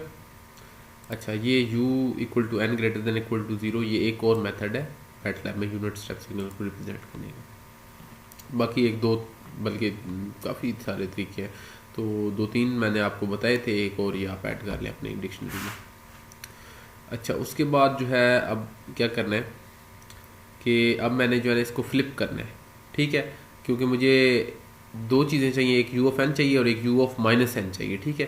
तो माइनस n के लिए मैंने क्या किया कि u ऑफ माइनस n को रिप्रेजेंट करने का एक ये तरीका है, ये देखें u of n is equal to n less than equal to 0। जब ये लिखेंगे तो ये आपके पास एक फ्लिप्ड वर्जन आ जाएगा इसी सिग्नल का u ऑफ n का, ठीक है। जिसके ऊपर आप कह लें कि टाइम रिवर्सल की प्रॉपर्टी अप्लाई कर दी है, ठीक है। अब ये हमारे पास u ऑफ माइनस n आ गया बेसिकली, और ये हमारे पास u ऑफ n था। जब हम इन दोनों को ऐड करके 2 पे डिवाइड करेंगे तो हमारे पास इवन पार्ट आ जाएगा, ठीक है। ये जैसे फिगर 2 में आ रहा है। और जब हम इसको u ऑफ n को मतलब u को माइनस करेंगे, u में से माइनस करेंगे u ऑफ माइनस n को और डिवाइड कर देंगे 2 पे तो हमारे पास ऑड पार्ट आ जाएगा u o, ठीक है। अच्छा, अब फिर हम जब u इवन और u ऑड को हम ऐड करेंगे तो फिर हमारे पास ओरिजिनल सिग्नल जनरेट हो जाएगा जो कि हमारा एक यूनिट स्टेप सिग्नल था। तो वो है फिगर 4 में जो ओरिजिनल सिग्नल जनरेट हो रहा है, ठीक है। तो यहाँ पे देख लेते हैं फिगर 1 ये ओरिजिनल सिग्नल, ठीक है। उसके बाद फिगर 2 ये हमारे पास इवन पार्ट है, ठीक है। और ये हमारे पास ये फिगर 3 हमारे पास ऑड पार्ट हो जाएगा, ठीक है। ये हमारे पास ऑड पार्ट हो गया। और ये हमारे पास जो है वो इन दोनों को ऐड करके फिगर 4 ओरिजिनल सिग्नल वही वापस जो 1 था वही जनरेट हो रहा है, ठीक है, यूनिट स्टेप। तो इस तरह आपने डिकम्पोजिशन करनी। तो ये थोड़ी सी लेंथी लैब थी, मैक्सिमम टास्क करवा दिए, मैक्सिमम जो रहते हैं वो आपने खुद करने, ठीक है। मैं नहीं बताऊंगा इतना जो है वो मैंने टास्क करवाया है, तो जो बाकी 2-3 टास्क बचे कुचे हैं वो आपको अब कर लेने चाहिए, ठीक है। तो ये थी आपकी लैब नंबर 3। इंशाल्लाह नेक्स्ट लैब नंबर 4 में मिलेंगे।